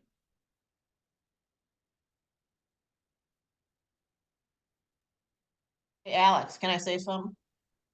Sure. So that's that the heritage signs, that's someone's project. Where again, this is about project management. Who manages that program? Christoph, that is it. That is it's unbelievable. I hear you. That's our signage shop, and so now I'll follow up with our signage shop, and What's the problem? I'll then? make sure this gets resolved. 2 years? You're saying 2 years, Alex? 2 years. Oh, come on. This someone managed the process and no one is. I'm just speaking as a taxpayer. Why is my tax money being misspent when no one's managing any of these projects? Just ridiculous. Yeah, and I've even had council members' offices trying to interfere and intervene and trying to get, attention to this without success. So this predates you, Christoph. I'm not blaming you, but I'm saying that they need to be picked up and they need to get put back on. Commissioner Berry. Hi, so can you give us some tips on what would be the best way to get things accomplished? I mean, you're taking over right now, so we're looking to you, we're coming to you with our issues. Moving forward, what would be the best way to get these requests fulfilled, to fix things that are broken, to get signs put back up, sidewalks accessible? Like, tell us what to do directly. We want to hear from you. Honestly, if you have a request that you have put in, most requests will get closed out and they will get completed. If you feel like it has not been addressed, please forward me your service request number. You can do this once you put it in, and I can see if I can try and get it prioritized with the responsible team, or if it this is after it's been closed out and completed, but it was not done to your satisfaction, then I will reach out with the team to get this done to a higher standard. And do we need to contact multiple teams, like like the crosswalk team and the sign team for the hawk signal? Like, do we need to do it that way, or is it just best just to submit the bigger request and then come to you for the touch-ups in that request? Specific. Yeah, so we have different processes. So we do have our traffic safety input process, our TSI process, and then we have our sidewalk repairs and roadway repairs and roadway restriping. So those are 2 different processes. So and I highly recommend you just come to me, and then I can I know the personnel in these different teams, and I'll be able to reach out to them. I know people who are responsive and who will who also will hold themselves to a high standard and the quality of DDOT's work to a high standard. So. Okay. Does that include, I'm sorry, does that include Alex sign that's been in his office for Besides in his office too. Did you hear that Alex just sent him an email? Yes, I heard. Somebody come pick Heard him. you. They've been there, what, 2 years? All right, thank you. You'll get them tomorrow. They'll be out tomorrow. I'm waiting. All right, Commissioner McCarty, did you want another turn, or should we go to the community? Let's go to the Good. community. Okay, so anyone that is on the call that would like to ask a question related to DDOT issues, please use the raise your hand feature or star 69 if you're on the phone. Again, Christoph Wathner represents the District Department of Transportation as a Ward 2 liaison, and he's new and seems to be eager to try to make up for some of DDOT's failings in the past. If there are any questions, use the raise your hand feature or star 69. I don't see any additional questions for you, Christoph. I think that we've exhausted for the moment the topics, but do understand that Commissioner Berry has a long list of issues that are being sent to her committee, and perhaps you might want to participate in some of the committee's meetings so you can hear directly from some of the constituents that are raising some of these issues in the future. 9th Street continues to be a challenge, as I've mentioned to you, both in writing and in person. There are any number of points along 9th Street between the south side of Montford Square and S Street in our jurisdiction, where I'm anticipating that there will be serious accidents or loss of life if DDOT does not take some rather prompt and significant action. So we're looking forward to seeing some of these issues addressed and to have 9th Street be the safe thoroughfare that all users deserve. Anything that you want to close with? No, if you have any meetings that you would like for me to attend, please send me an invite. I'm happy to attend always. Thank you. Okay, Commissioner Barrett, did you have one more point? Yeah, I just wanted to say to everyone here, including the community, the Transportation and Public Space Advisory Committee meets the second Tuesday of every month at 6:30 p.m. So please come out if you have any concerns or issues concerning transportation and public space in ANC 2G. And this invitation is extended to everyone. So just definitely come out to these meetings. They're very important. Yes, so you can get more information on the committee and its meetings on our website. There's a tab on the website for committees. All right, Mr. Wasner, thank you for your time this evening. We look forward to working with you, and we wish you a happy holiday and a good new year. Happy holidays, everyone. All right, moving on to the first case of the evening. This is 932 O Street Northwest, a request for support for Board of Zoning Adjustment application for a special exception to allow the renovation of an existing single-family, two-story, semi-detached residential building. And if we can have the representative for this applicant raise their hands so that we can promote you to panelist. And not seeing a hand going up. Wait a second. Here we go. Jonathan Kuhn. Hey, Alex, I'm going to share my screen. Sure. And this is in Commissioner McCarty's single member district. Commissioner McCarty, did you want to introduce this topic? I will let Rochelle do that, but I attended the meeting yesterday. We spoke with Mr. Kuhn. The committee was in support, and none of my constituents had any concerns that they shared about the residents. So, Rochelle? Yep, am I unmuted? I can't see. You're unmuted. Okay, so yeah, so as Commissioner Party just said, there weren't any concerns, and Jonathan, has Jonathan moved over, Alex? Yes. Okay, Jonathan made it clear about what is happening here. So I don't know, Jonathan, you want to give kind of a little brief description? Jonathan? You're muted, Mr. Kuhn. Yep. Okay. Sorry, I'm sitting in my car. Can you hear me now? Yes, Yep. we can. Okay, great. Thank you again, and appreciate you providing the opportunity to present tonight. So the property is 932 O Street. The project in question is about an existing accessory structure that includes a garage at the lower level and conditioned space above. What we're proposing to do is add to the existing structure, but towards the house. So not on the alley side. The reason for the BZA application is seeking relief because we are over 60%. The existing property is over 60% lot occupancy altogether, so we're non-conforming, but we're adding about 6 feet to the garage to provide space, actual space that someone can pull a car in. We're widening the garage door and adding some windows. So we're at about 65% with the ask on the relief on the lot occupancy. Our intentions are to, you can see it's not in great condition on the alley side. Here on the side of the lower photos is the side that we're going to be expanding into the yard about 6 feet. We're going to maintain or continue the stuccoed look, and that'll be true on all sides. So it'll all be consistent and matching and really complementary to the house itself.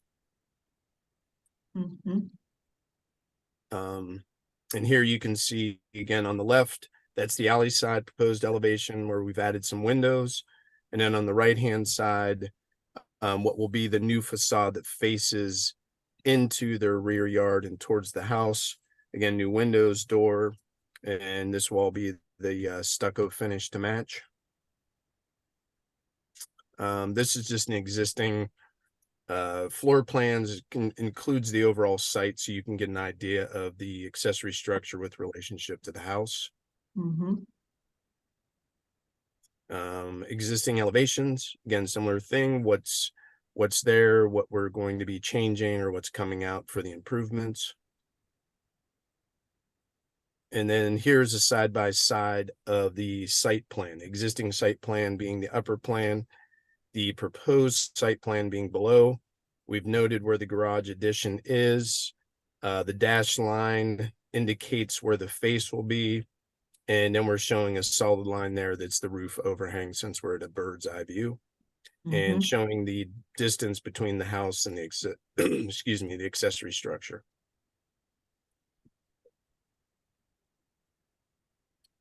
These are the floor plans here. We're showing, with a larger garage door opening that, in theory, you could maybe get 2 cars in there side by side. But again, currently there's only about 14 feet, if that, on the interior. So you really can't get a car in there. Plus the width of the garage door makes it really hard to try and even maneuver to get in.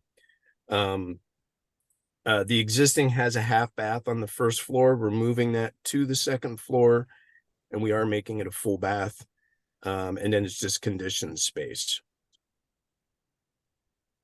And these are the proposed elevations. You saw these in the renderings at the beginning of the slideshow. Okay. Yep, as I said, there weren't any concerns, as Mr. McCarty said. He did not hear anything from his constituents. Any questions from the commissioners? Hearing none, any questions from anyone on the call? Please use the raise your hand feature or *69 if you're on the phone. Questions about the zoning relief requested for the renovation of 932 O Street Northwest? I don't see any questions. So, Stephen, did you want to make the motion or did you want Rochelle to do that? I can make the motion. I'll also add before I do that, I do appreciate the update. It will maintain the character of the alley while refreshing the surface and the stucco. So as you all could see in those photos, it was looking a little shabby. So a lot of nice homes back there in Naylor Court, and this will really blend in well. And so with that, I'd like to make a motion to support the zoning adjustment request for a special exemption to renovate the single-family two-story semi-detached residential building at 932 O Street Northwest. So I have a friendly amendment. This is about the lot exception. I'll Right? accept. Okay, that the set a blank all of a sudden, that the lot percentage goes from 60% to 65.87%. I'll accept that, Rochelle. Commissioner Okay. Nigro. And a further friendly amendment that we report the support to the Board of Zoning Adjustment. I'll accept that. Is there a second? I second. Been properly moved by Mr. McCarty, seconded by Ms. Nigro. Any further discussion? Hearing none. All in favor signify by saying aye and raising your hands. Aye. Aye. Aye. Commissioner Watkins, are you still there? I was looking for my mute. Thank you. That's unanimous, 600. So thank you, Mr. Kuhn. We'll be getting this correspondence and our report off to the Board of Zoning Adjustment. Thank you very much. Appreciate everybody's time. Have a good night. Thank you. Bye-bye. Have a Bye. good holiday. You too. Next case, this is 501 New York Avenue Northwest, approval of an application for funding for legal expertise for a zoning appeal. Commissioner Yes. Knight. So this is a special fund that the Office of ANC has currently, and this is because they still have not hired a zoning expert or counsel. So for the time being, they have this actually fairly significant pot of money to go for legal expertise, and so we could get $5,000, and from what I understand, continually ask for it again. So I'm not, but at least the $5,000. And I asked, I haven't heard back from Kent, who's the director, how much money is left in this fund? Right? That's a good question. So, because could we just keep asking, or could anyone just keep asking for $5,000 before they have their legal help hired? Right? That's a good question. But in the meantime, for our purposes for 501 New York Avenue to use these funds towards for our legal help, we have to have a motion and approval from the commission for me to do their request. There it is. Are you making a motion? Yes. So I make a motion that ANC support the request for the funds from the funding for legal expertise via the Office of the Neighborhood, the Office of Advisory Neighborhood Commissions. Specifically for the 501 New York Avenue? Specifically for the legal funds for 501 New York Avenue Northwest. Appeal. Yes. Okay. Is there a second? It's been moved by Commissioner Nigro, seconded by Commissioner Brown. Any further discussion? Hearing none, all in favor signify by saying aye and raising your hands. Aye. Aye. That's unanimous, 600. Thank you very much. Thank you. Rochelle, get that application together and I'll get the letter for you to send along with it. Moving on to 1541 7th Street Northwest. This is discussion and approval of a settlement agreement for the license renewal for Play DC's Class C Tavern license. And I know that Cameron Mixon, representing the licensee, is here, so we'll promote him to panelist. And I'll also bring up the draft settlement agreement.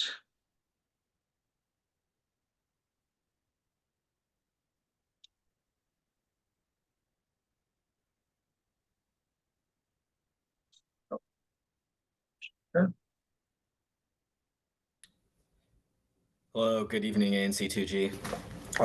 Cameron Mixon, the Veritas Law Firm, on behalf of Play DC.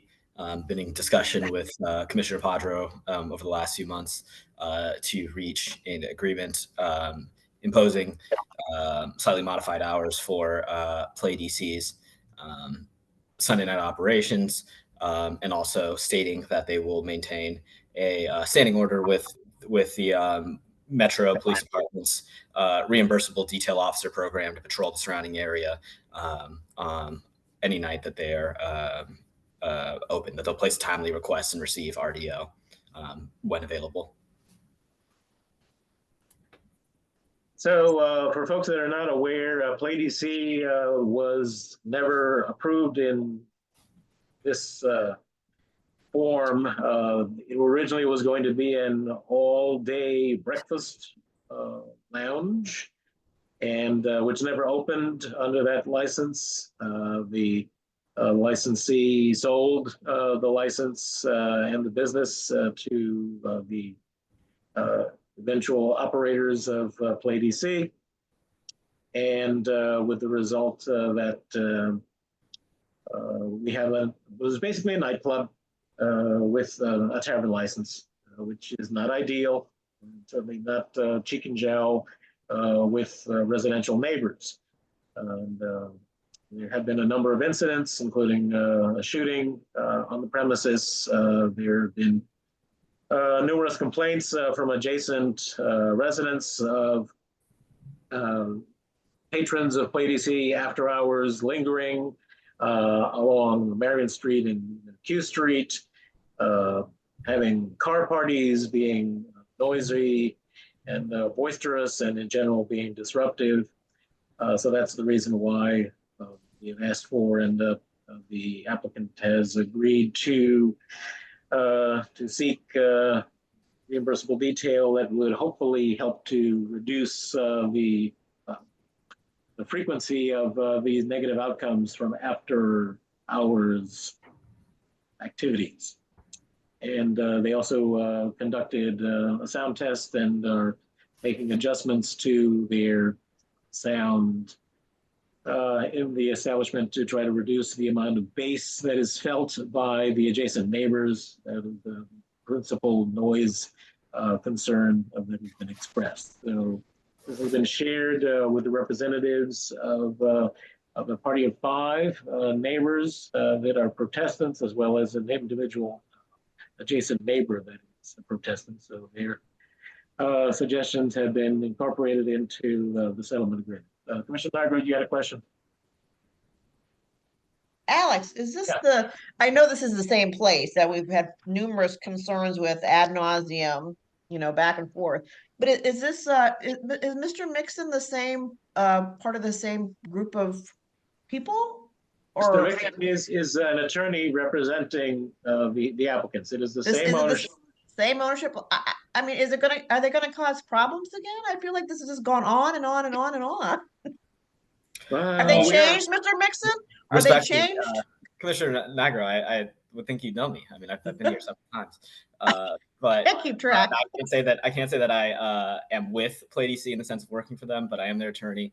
I personally have wrote their new security plan, which ensures that they have taken extensive measures to prevent incidents like the ones you're referencing. They perform metal detecting using wands and pat downs every time a patron enters. They've newly trained all security personnel in contacting MPD and responding to violent incidents, securing the premises if that will happen. But I mean, with the front of the door security, they're more than prepared to prevent anything like this from happening. There'll be no firearms inside the establishment. And for the surrounding premises, the use of the reimbursable detail officers will ensure that any of the rowdiness in the surrounding premises is dealt with and contained. Well, I just don't get it because, that's one thing having security, but weren't they opening up, Alex, when they weren't supposed to be opening? Well, yeah, they've had a very less than ideal history. Initially, they had opened without proper licensure. They still are operating a valet operation that is not properly licensed. Well, then what? There are still significant concerns, but the reality is that that the ABC board, if we go to a full protest, is not going to do anything like shutting them down. Like ideally, yes, we'd like them not to be there anymore, but that's not something that the ABC board is inclined to do. So we've spent the good 6 months, trying to do sound tests and trying to encourage them to improve their security. They have come up with a new security plan, which has been submitted to ABCA. We've had sound tests in individual residences. They've hired a sound engineer to make recommendations. So we feel that we've gotten the number of concessions that we're likely to be able to get on this round. Well, to me, it seems they don't know any better. If you're opening up when you're not supposed to and having this illegal valet now, which is no, I mean, come on. Either you know the difference between right and wrong or you don't. And they don't seem to know that difference. Duly noted. And I don't disagree with you. I mean, nobody wants them to be compliant with the law more than me. And I think that the incidents that have been described have served as great learning opportunities for which they're going to ensure that they do completely better in the future. They're literally asking police to be on premises during all late night hours of operation. They're going to be abiding by the rules. So do we have anyone in the audience that represents the neighbors? See, I see two commissioners that do want to be recognized. Commissioner Watkins, this is in your single member district. Right. Are they not going to court in January? Did I miss something? I thought I received an email saying that we were still going to court with them in January.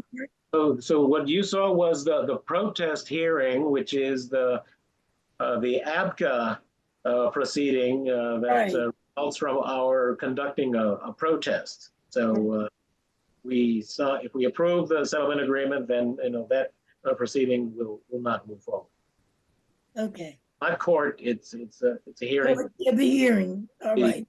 Help me out here. APC board. Okay. All right. Thank you. Commissioner McCarty. So we don't have any of the group of 5 protestants here, but do we have any idea if they're supportive of the settlement agreement now that some of the concerns have been addressed in that?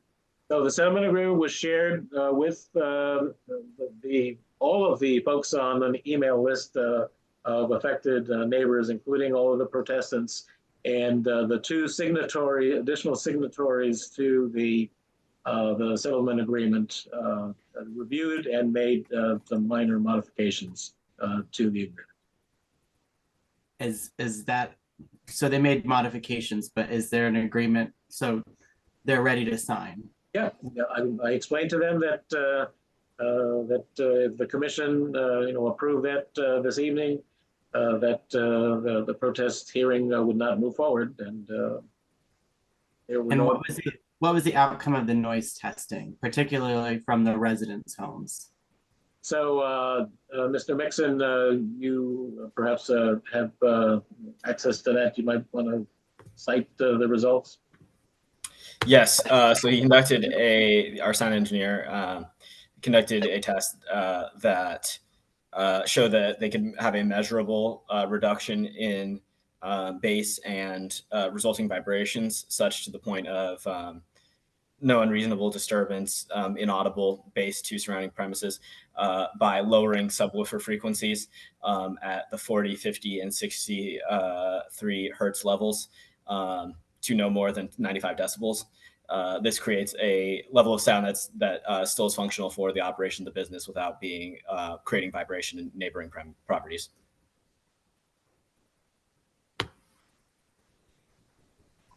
Okay, thank you. So, Mr. Mixon, I'm now just want to reassure Commissioner McCarty that this is included in provision in the settlement agreement. So let me try to share that so I can show it. Correct. It is specifically 5B.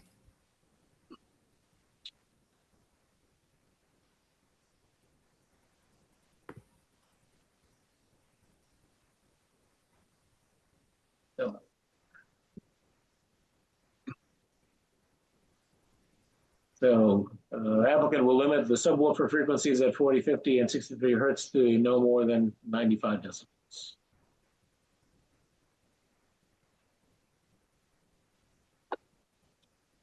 Industry standard. So, Commissioner Berry. Is this the same place that we muted like earlier in 2023, where we had at the time Commissioner Lopez went to the homes and he had people and okay. So I mean, those people who were at the meeting to complain, the residents who were affected by the noise, I think we should hear from them. Did they have the opportunity to come to this meeting? Were they not? Absolutely. You know, I communicated with them and again shared the draft settlement agreement with them, and they made some modifications to it, and they were advised that we would be voting on it tonight. I'm surprised to see that none of them are here, but perhaps I felt that they had been heard. Got it. Sorry. So Alex. For me. Yeah. Commissioner Nigro. So it's kind of, I feel, is this kind of a damned if you do, damned if we don't thing?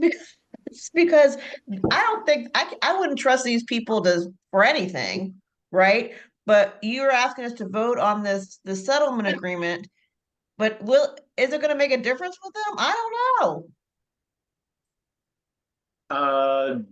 We hope that the incidents during the course of this year and the fact that we have had these prolonged negotiations and interactions with affected neighbors on a regular basis will have a positive effect on the management of the establishment. If not, then just like with Dasha, you know, the complaints will continue to be accumulated until such point as their license becomes threatened, and then eventually even the worst actors come into compliance, or they go out of business.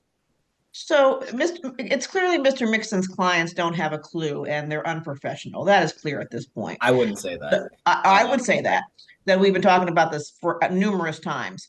So, Alex, if we don't support the settlement agreement, what happens? Then we have to go to a protest hearing at which, you know, the concerns will be presented to the ABC board, and the ABC board will deliberate and decide what, if any, action they will take. I mean, I know that they will, renew the license. They're not going to,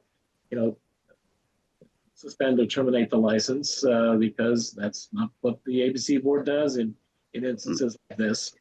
So, as I said, I think that at this juncture, we've taken it as far as we're likely to be able to take it.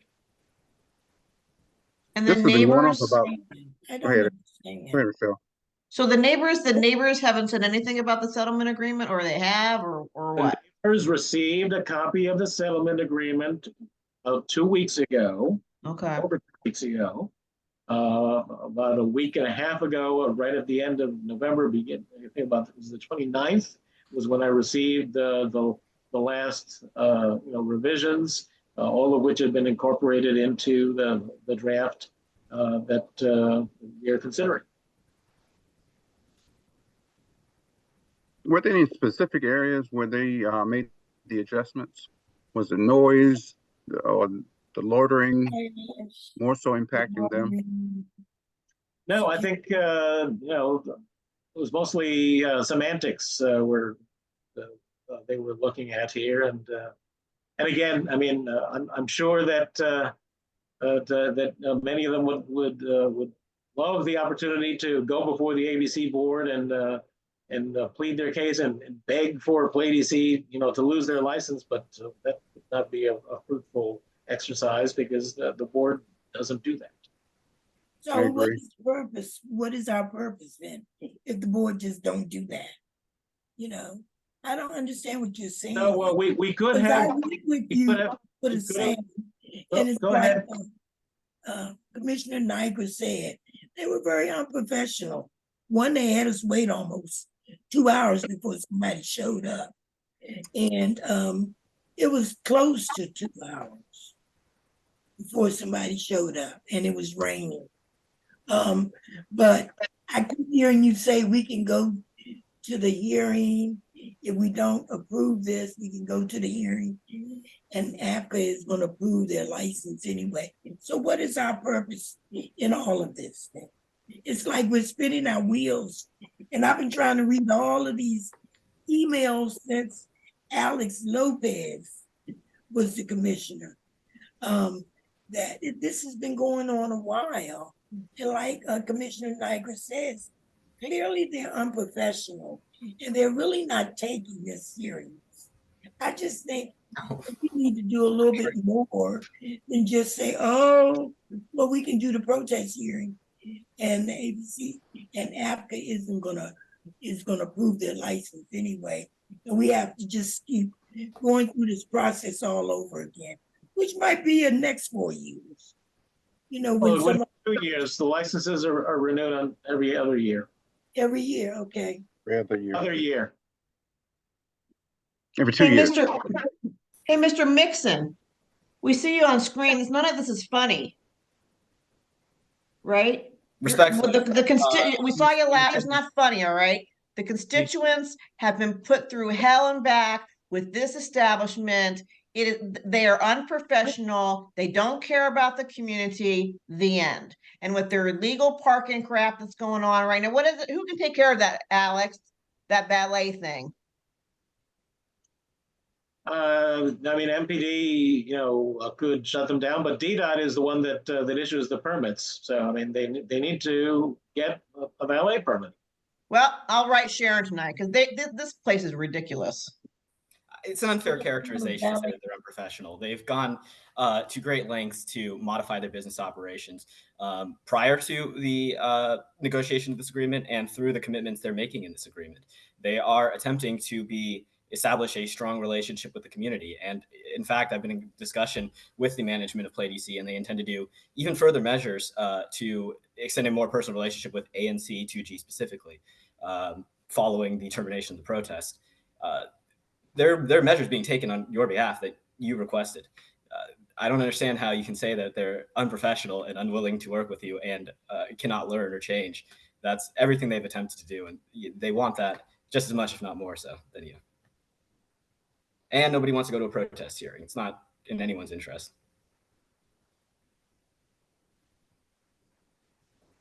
Other questions or discussion?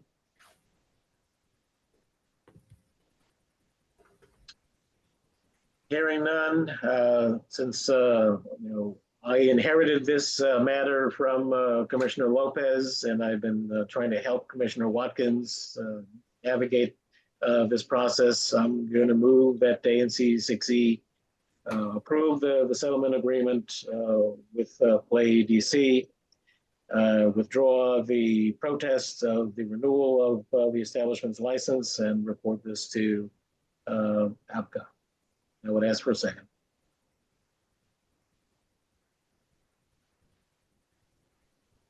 So if there isn't a second, then we are going to a protest. But I have a question. Yes. I really would be interested to hear from the people who protested, who are directly affected. If we could just, I don't know, do we have to do this right now? Can we just table it until the next time so we hear from the constituents, because we're supposed to represent them? So we requested a continuance from APCA to January to be able to have the commission vote on this. So what's the date of the protest hearing, Mr. Mixon? January 10th. Wow. Okay. So we don't meet. When is our next meeting? January 11th. Save everyone the hassle. Okay. I'm just concerned because I was at the sound testing and I don't know. Right. So I want to properly represent, the constituents to the best of our ability as the neighborhood commission. So if I know that they're not here, but I know that that doesn't mean that this is not going to affect them or that they don't care. And I would like to, extend the opportunity to them to be able to speak for themselves and tell us exactly what they're going through. And I don't know how to I don't necessarily feel comfortable making a decision just based upon the fact that time has passed, you know? So I don't know what the resolution is, but it's hard to vote to approve it without hearing from the actual people who are directly affected. No, the only alternative currently would be to ask the ABC board for another continuance, and then if Commissioner Watkins wants to take responsibility for this case, I'm happy to hand it over to her. Like you, Commissioner. It's ultimately your responsibility. I know it's ultimately mine, and I've been trying to catch up with it, So I've been trying to help you to the best of my ability. So. I know you are, and I really do appreciate what you've been doing. It's just that it's a lot with this, and I'm just surprised that at least the young lady that we met with wasn't here, or the neighbor. She actually moved. She's moved. And see, that's my concern. She's moved, and the new people that come in there, are they going to be faced with the sound? And I'm just. No, they're electronically limiting their sound output. Well, as recommended by an acoustical engineer. The only other thing that I would think of is that their license is only good for a year, right? 2 years. Did you? How many years? 2 years. 2 years. They could do a lot of damage in 2 years. So I don't know, Commissioner. I'm like Commissioner Barry. I would really like to hear more because I never met the other neighbor in terms that was having the problems with the sound as well. So I'm inclined to think like Commissioner Barry and want to hear from the neighbors. Yeah, how do they feel? Because she's moved. How do the other neighbors feel about the what's being presented now? Well, the two neighbors that are the signatories to the agreement. Got to get that out again here. So Lila Sadawe and Douglas Bunch, the ones that reviewed the settlement agreement and made the changes and returned it. But isn't Leela Sadaway is the one that moved? Yeah, but she's still representing the group of 5 or more. So. Yes, we see a group of 5 or more. Yeah, so she's speaking for at least 6 people then, right? Right. So like I said, Commissioner, I'm happy to hand it off to you and let you, proceed however you see fit. Well, if we can't get a second, I don't have any other choice, though, do I? No. So you will need to. We can't even get a second. There's no other choice. Prepare for the hearing on the 10th. So I'm definitely not going to second. Yeah, and you need to prepare your protest information forms and submit them. The deadlines that are required by APCA. So I have to say, I would be remiss to not say that as a matter of APCA law, we would win. You don't want to go through a protest hearing that we're going to win. Just please sign an agreement. Don't correct me like that. Please don't do that. Don't do that. Don't threaten me like that. It's not a threat. It's just a matter of law. No, I mean, it's like, you know what's going to happen. Well, I also know what's going to happen, Commissioner, and that's why I, have recommended, the settlement agreement. But you are not inclined to be like-minded, so that's the reality. The ABC board is going to renew this license, and they may choose to adopt, some of the same provisions that we requested would be incorporated into the settlement agreement, or they may just approve the license the way that it is without any of the provisions of the settlement agreement. Yeah, Lopez was going through two other issues similar to this, and both of them got their despite us complaining. So the likelihood of them getting it. So the reason that the commission protests is to be able to have an opportunity to work with the licensee and to work with the neighbors to try to resolve as many issues as possible. Is it a perfect process? No, it's not a perfect process. Do we get everything that we want? No, like I said, if it was up to my druthers, I wouldn't want them to be there. But, I don't make that decision. The ABC board makes the decision. And the ABC board is not going to. It's already made that decision as if he makes that decision. And that's the attitude that it appears that he had. That's not a professional attitude. Like, you know what's going to happen regardless. You're like saying, okay, don't even, I'm sitting here, I'm listening to all of this. So it's no sense in me going through this because you know what's going to happen. That's just. I'm trying to help. Signing the agreement gives you terms that you can guarantee you're going to get, that you want, that may not be imposed by the board if we go to hearing. I would rather not us all go through the exercise of going to hearing and potentially a less advantageous situation for the community that means your constituents are even more disgruntled. You take this, you have a win. Okay, like I said, the whole point of protesting is to get to a point where you can come up with some terms that have benefits for those neighbors. So otherwise, you just go to the board, and the board can just easily, renew the license without any of the provisions that we've come up with. But again, that's going to be on you, Commissioner.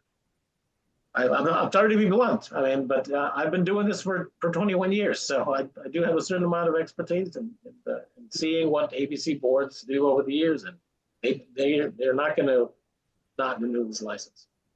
So anyway, Commissioner Watkins, I'm taking my cue from you because, like you said, you've been dealing with him for a while. Because I'm no longer talking to Mr. Mixon, but I'm taking my cue from you, and it sounds like it is just a waste of time for us to even try to even protest because the ABCA board is going to do what they want anyway. So I'm taking my cue from you, and I guess we need a second on this, right? If we're going to vote on it, yeah, we need a second. We need, well, we got some other hands raised before that even happened. So Commissioner McCarty, you have your hand up? Commissioner Watkins, I was just going to let you know that you do not need to feel put under duress by Mr. Nixon or by Chairman Padro.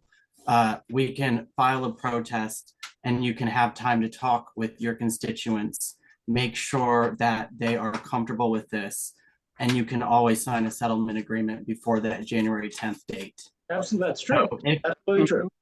So do not make the chair force you into this or force you into a decision. We have time, excuse me, we have time to discuss this. You have time to discuss this with your constituents, just like Commissioner Barry requested as well. And so we do not have to vote yes on this tonight. We can protest and we can drop it if and when Commissioner Watkins and the other commissioners feel that they are representing their constituents well and that they've collected the feedback required for them to drop the protest. Thank you. I appreciate that, Commissioner McCarty. I was going to co-sign what Commissioner McCarty said. I think it's important that we're on record, showing that we have reservations about doing this. Even if, the ABC board is going to do what they want to do, we need to be on record, being solid and doing what we're here to do, which is to represent the constituents. So, they might have their process, but we need to be on record. Like, look, we stood up for you during this, that yes, they have their process, but this is what we said. This was our suggestion.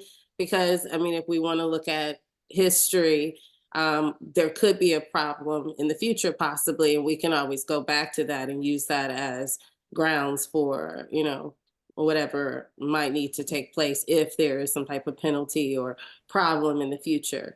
So I definitely co-sign with Commissioner McCartney and, your reservations as well, and I think everyone has expressed that they have some sort of reservations about this place. So go with your gut on this and your constituents. Well, my gut is saying exactly what you and Commissioner McCarty is saying. So I'm going with my gut, that's it. I'm not going to second it. If it means that you have to turn over all the information to me, Commissioner Padra, I'll just have to do it and deal with it and get whatever help I need from the other commissioners. Oh, I'm happy to help you, but like I said, it's like I'm not going to take the lead on something that I think we've discussed it long enough. So. Thank you. All right. Thank you, Mr. Mixon. We look forward to seeing you on the 10th. Hey, Mr. Mixon. I just sent an email to DDOT about the illegal valet parking. So when are they actually open? I'm sorry. When are they open? The establishment? Yeah. Tomorrow. Okay. Morning. Fridays and So Saturdays. when do they do the valet? Fridays and Saturday nights. Okay. So why don't they have a permit, Mr. Mixon? Do you know anything? I am their alcoholic beverage. Okay. Well, you can tell you can tell them I just dinged the DDOT director about their illegal valet. I've done that several times too. That's just ridiculous. All this nonsense. It's a little far afield from alcoholic beverage services. I know but you can relay the message. Thank you, Mr. Mixon. You have a good Bye, night. Mr. Mixon. Good night. So moving on to 400 and 500 blocks of Rhode Island Avenue Northwest, the proposal to move median parking on Sundays. So Commissioner Watkins or Commissioner Berry, who wants to address this? Yeah, Commissioner Watkins, feel free to jump in. There's some parking signs on the 400 and 500 block of Rhode Island Avenue Northwest that was originally put there because there was a church that was which is now a private residence. So the Transportation and Public Space Advisory Committee, we voted and we didn't see any need to continue to keep that parking, and plus it is also very dangerous for people who are exiting cars to get out, and they will be exiting into the street. So just to remove the signs because they were just there as a result of that church being there, which is no longer there anymore. So the Transportation and Public Space Advisory Committee has made the suggestion that we submit a proposal to DDOT to have the signs removed. Does anyone second that recommendation? I second it. Okay. So is that a motion? Oh, I'm sorry. I thought you was making the motion. Oh, yeah. Okay. So I make a motion to remove the parking signs on the 400 to 500 block of Rhode Island Avenue Northwest from the median for there to be parking on Sundays. Does anyone second that? Oh, friendly amendments. I have a question. There's a motion on the floor, so we have to resolve the motion. So friendly amendment so that we request that DDOT remove the parking signs. We report that to the District Department of Transportation. So you accept that as a friendly amendment? Is it that amendment is accepted? Yes. Okay. So Commissioner Watkins. My question was, I thought the signs was that from 400 to 600 on Rhode Island Avenue. But it's just 400 and 500 on Rhode Island Avenue. Oh, okay. That was my question. Okay, do you second the motion? Yes, I do. Been properly moved and seconded. Any further discussion? Hearing none, all in favor signify by saying aye and raising your hands. Aye. Aye. Aye. It's unanimous, 6-0-0. Thank you very much. And that was a motion made by Commissioner Berry and seconded by Commissioner White. Next is 512 Rhode Island Avenue Northwest, a proposal to remove a curb cut and replace it with sidewalks and curb and parking. And so this is on one of the same blocks that we were just discussing. So Commissioner Berry, did you want to present that? Yeah, so this is actually at Electric Kool-Aid, if anyone knows where that is. There is a curb cut and it is no longer needed, and it could be used for parking, you know, possibly. So we at the meeting on Tuesday, the Transportation and Public Space Advisory Committee, we all agreed that because it was not needed and the owners were spoken to, and they also said that they don't use it as well, that we have that eliminated, and that we have the sidewalk resurfaced and sidewalk and curb repaired and resurfaced. And I know we have to be very specific, as we saw DDOT was here and they let us know that we need to send requests to be very specific about everything that we need when we make requests. So I'm going to make a motion that we replace the curb cut with sidewalk and curb and parking at 512 Rhode Island Avenue Northwest. Does anyone second that motion? That DDOT, I'm sorry, that DDOT places the curb cut with sidewalk, curb, and parking at 512 Rhode Island Avenue Northwest. Commissioner Watkins, did you want to second that? Yeah, I second it. Okay.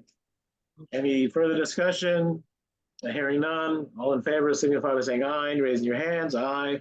Aye. Okay. That's unanimous. Thank you very much. 6-0-0. Again, the motion made by Commissioner Berry, seconded by Commissioner Watkins. So 1400 block of 5th Street Northwest is another Transportation Committee recommendation for the installation of speed bumps in the alley between the residences and Bundy Field. Commissioner Berry. Right. So right behind 5th Street Northwest, there is an alleyway right next to Bundy Field. Residents have complained about people speeding through the alleyways, sometimes going super fast, and it is a two-way alley. So residents have made the suggestion that they would like speed bumps. I was told by Council Member Pinto's office that they don't really install speed bumps, and that Commissioner Nigro had something installed behind the Yale building that was similar to speed bumps. So I'm not exactly sure what So there's speed bumps. There's speed bumps. We have speed bumps. Oh yeah, there's speed bumps. Okay. Or they're humps, or there are two different types, but they're speed bumps, whatever you want to call them. So right. Absolutely. Okay. So what type do you have? Yeah. So there's two different types. One is where they have to do their width or whatever, but they kind of determine which is better. But there are speed, whatever you call them, we have them in two alleys behind me. Speed bumps. So either way, they can be installed.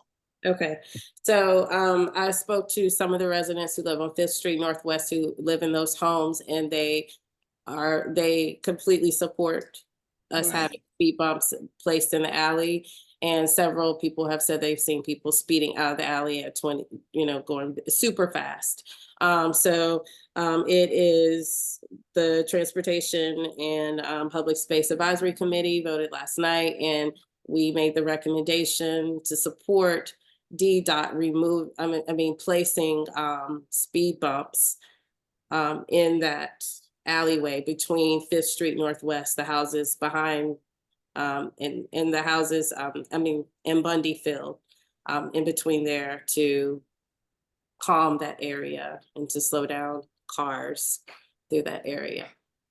So I'm gonna make a motion to install speed bumps behind, right next to Bundy Field, in the alleyway behind Bundy, right next to Bundy Field. Hold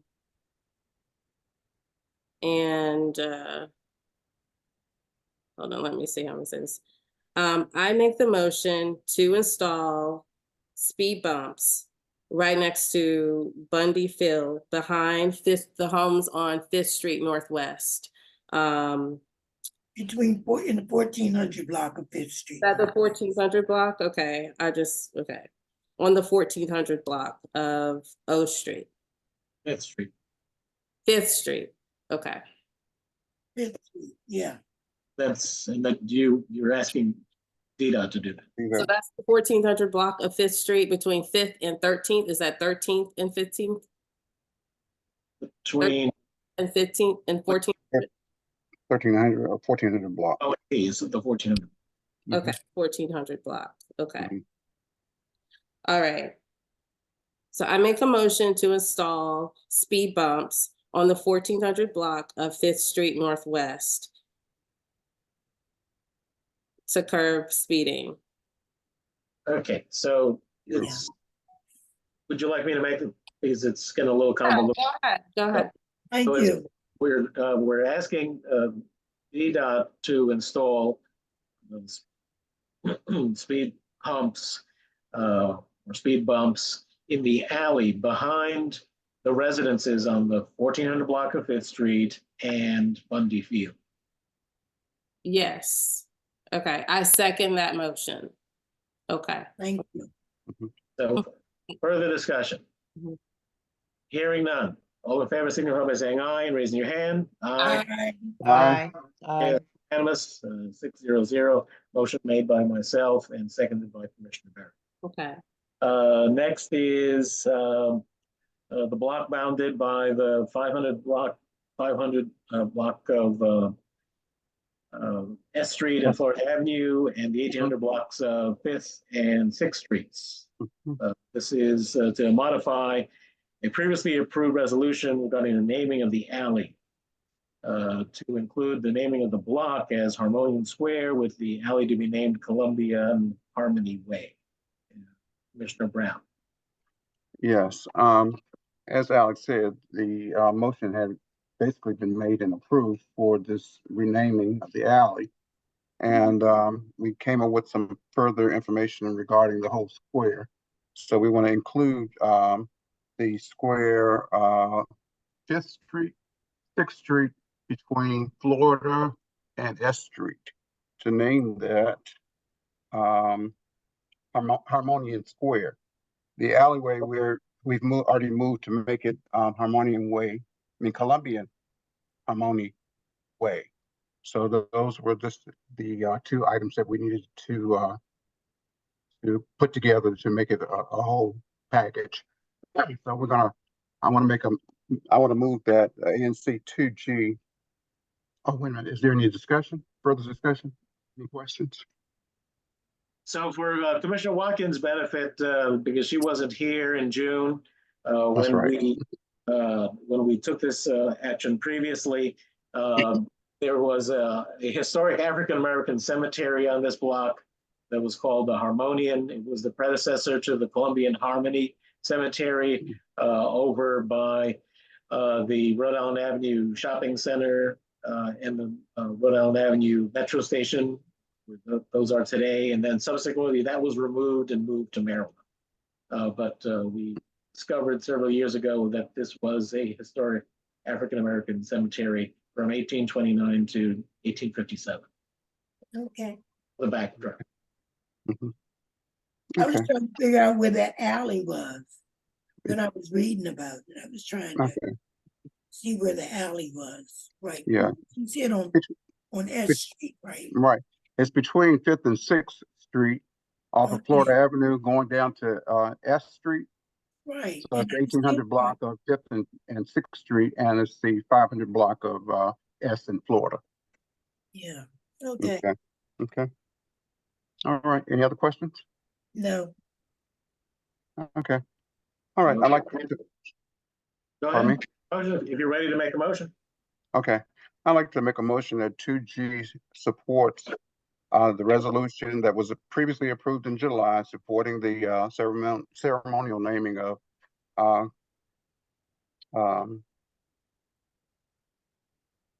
Columbian Harmony Way, to also include naming the square between 500 and 600 block of S Street and Florida Avenue between 5th and 6th Street, to name that Harmonian Square and report that to. Is there a second? Second motion. second, Made by Commissioner Brown, seconded by Commissioner Barry. Any further discussion? Hearing none, all in favor signify by saying aye and raising your hands. Aye. aye, Aye. aye, It's unanimous, 600. Thank you very much. Adoption of ANC 2G Commission calendar for calendar year 2024. So if we continue to meet on the second Thursday of each month, pull up the dates here.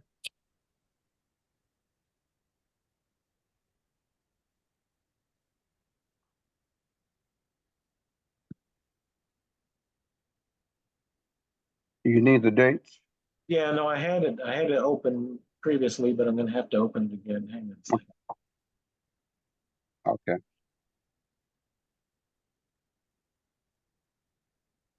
Yeah, when the computer crashed before here, everything was closed on me.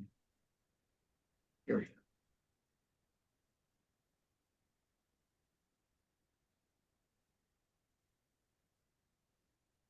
Okay.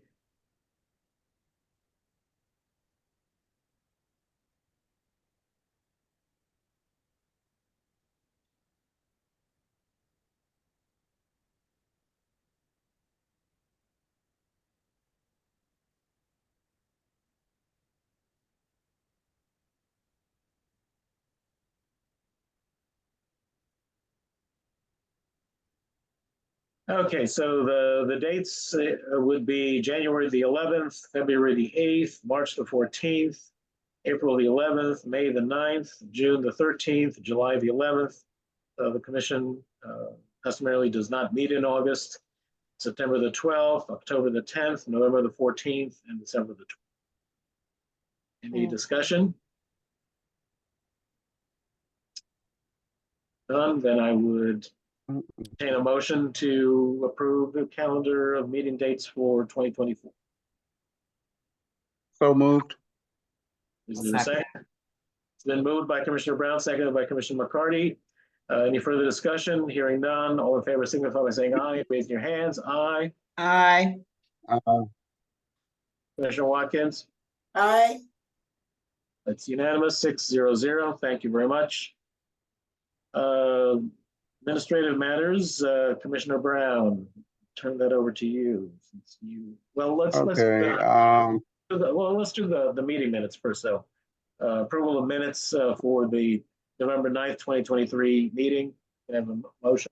Or I'll just go ahead and make a motion that we approve the minutes of the November 9th, 2023 meeting with any corrections submitted to our recording secretary. Is there a second? I second, second. Motion made by myself, seconded by Commissioner Watkins. Any further discussion? Hearing none, all in favor, signify by saying aye and raising your hands. Aye. aye, Aye. That's unanimous, 600. Thank you very much. Now, Commissioner Brown. Okay. There are a few things going on with regard to the budget. There is an outstanding quarterly report for Q3. I've distributed this to all the commissioners, and I just wanted to see if there are any questions regarding that and make a motion to approve. Any questions? No questions? I'd like to make I'd like to move that ANC 2G approve the ANC 2G quarterly financial report, fiscal year 23, quarter 3, and forward that on to the Office of ANC as noted in your files. Is there a second? I'll second. It's been moved by Mr. Okay. Brown, seconded by Mr. McCarty. Any further discussion? Hearing none. All in favor, signify by saying aye, raising your hands. Aye. Aye. Aye. Aye. Unanimous, 6-0-0. Okay, a second outstanding issue with that, all of the checks that have been written, I have prepared document files to forward on to the Office of ANC to complete the audit for the year so we can get our next allocation of funding. So those will be submitted probably tomorrow. I think I have 1 or 2 receipts that I'm looking for, so I'll call those individuals individually. So as soon as they get the audit done, then we'll get our money. Okay, let me just go on with the treasurer's report for the month of December, ending December 14th. Our balance that we carried over on November 30th was $937.28. We have one credit card charge of $100.69 for the Zoom of November 2nd. We have a check, well, we have an obligation to Karen Yaley for her fees of last month in the amount of, for this month, I'm sorry, in the amount of $275. You want to do them individually or all together? You can do them all together if you prefer. Okay. You already have the information in front of you. I had to replace 3 checks, and those checks are in the amount of $91.80, $58.04, $44.10, a grand total for the 4 charges of $569.63, which brings our balance down to $367.65. We still have a current pending charge for this Zoom that we're on today of $100.69. Going back to those checks that I had to replace, I had to put a stop payment on. That was the instruction was given by the Office of ANC to stop payment on those checks. So we incurred 3 charges of $25 for the amount of $75 for stop payment checks. And right now, we have 2 other charges that have not cleared the bank, and that's $9.65. That's me. That was for, I think, postage. And then there's another charge of $79.18, which is another check that has not been negotiated. So between those 2, there's another $88.83 coming out, which brings brings our balance all the way down to $103.13. We're waiting for our new money so we can pay some more bills. Okay. I've got 2 charges for this month, like I just mentioned. The note taking, I'll go ahead. I'll move that ANC 2G approve the expense of notes and website services payable to Karen Yaley in the amount of $275 for this month's meeting. Is there a second? A second. Okay. I'm sorry, was there a second? I raised my hand, but you can have it. Okay. Okay. Motion made by Commissioner Brown, seconded by Commissioner McCarty. Any further discussion? Hearing none, all in favor, signify by saying aye. Raising your hand. Aye. Aye. Aye. That's unanimous. Thank you very much. You're muted, Commissioner Brown.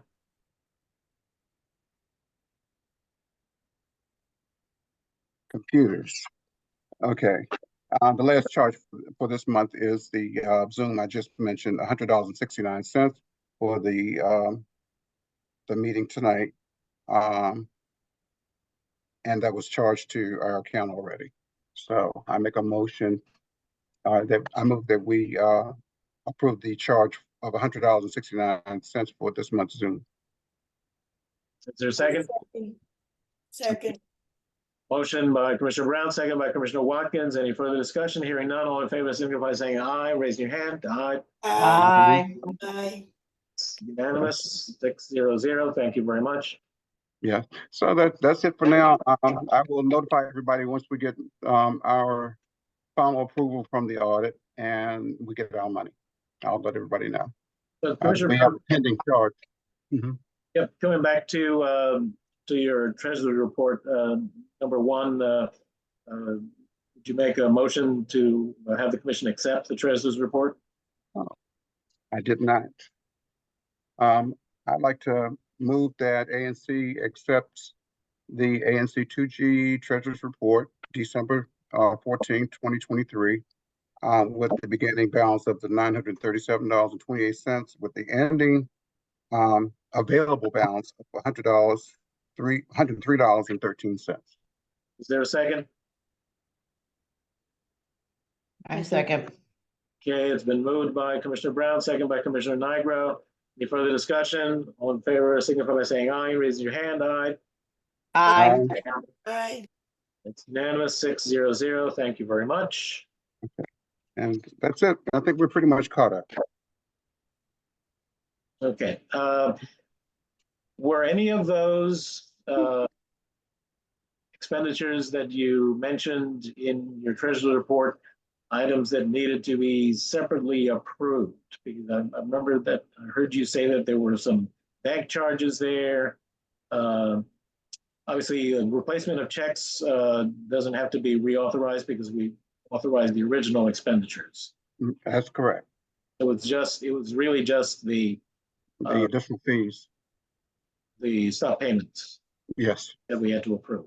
Yes, and Don, okay, I'd like to make a motion that 2G approve the charge of $325 stop payment charges in the amount of $75 charged to our FBC bank account. Is there a second? I second. Second. Been moved by Commissioner Brown, second by Commissioner Nigro. Any further discussion? Hearing none, all in favor, signify by saying aye and raising your hand. Aye. Aye. Aye. That's unanimous. 6-0. Aye. Thank you very much. Okay, thank you. Thank you, Mr. Treasurer. So with that, our next meeting is scheduled for January the 11th, 2024 at 6:30 p.m. Via Zoom. And I would entertain a motion to adjourn. So moved. Second. Motion made by Commissioner McCarty, seconded by Commissioner Brown.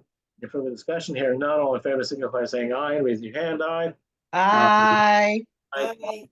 Merry Christmas. Merry Christmas, Very happy much. holiday, happy Hanukkah. Adjourned. Merry, look, happy New Year. Commissioner Padra, you'll be hearing from me soon. I'll follow up with you after the meeting. Thank you. You guys take care. Bye. Bye-bye.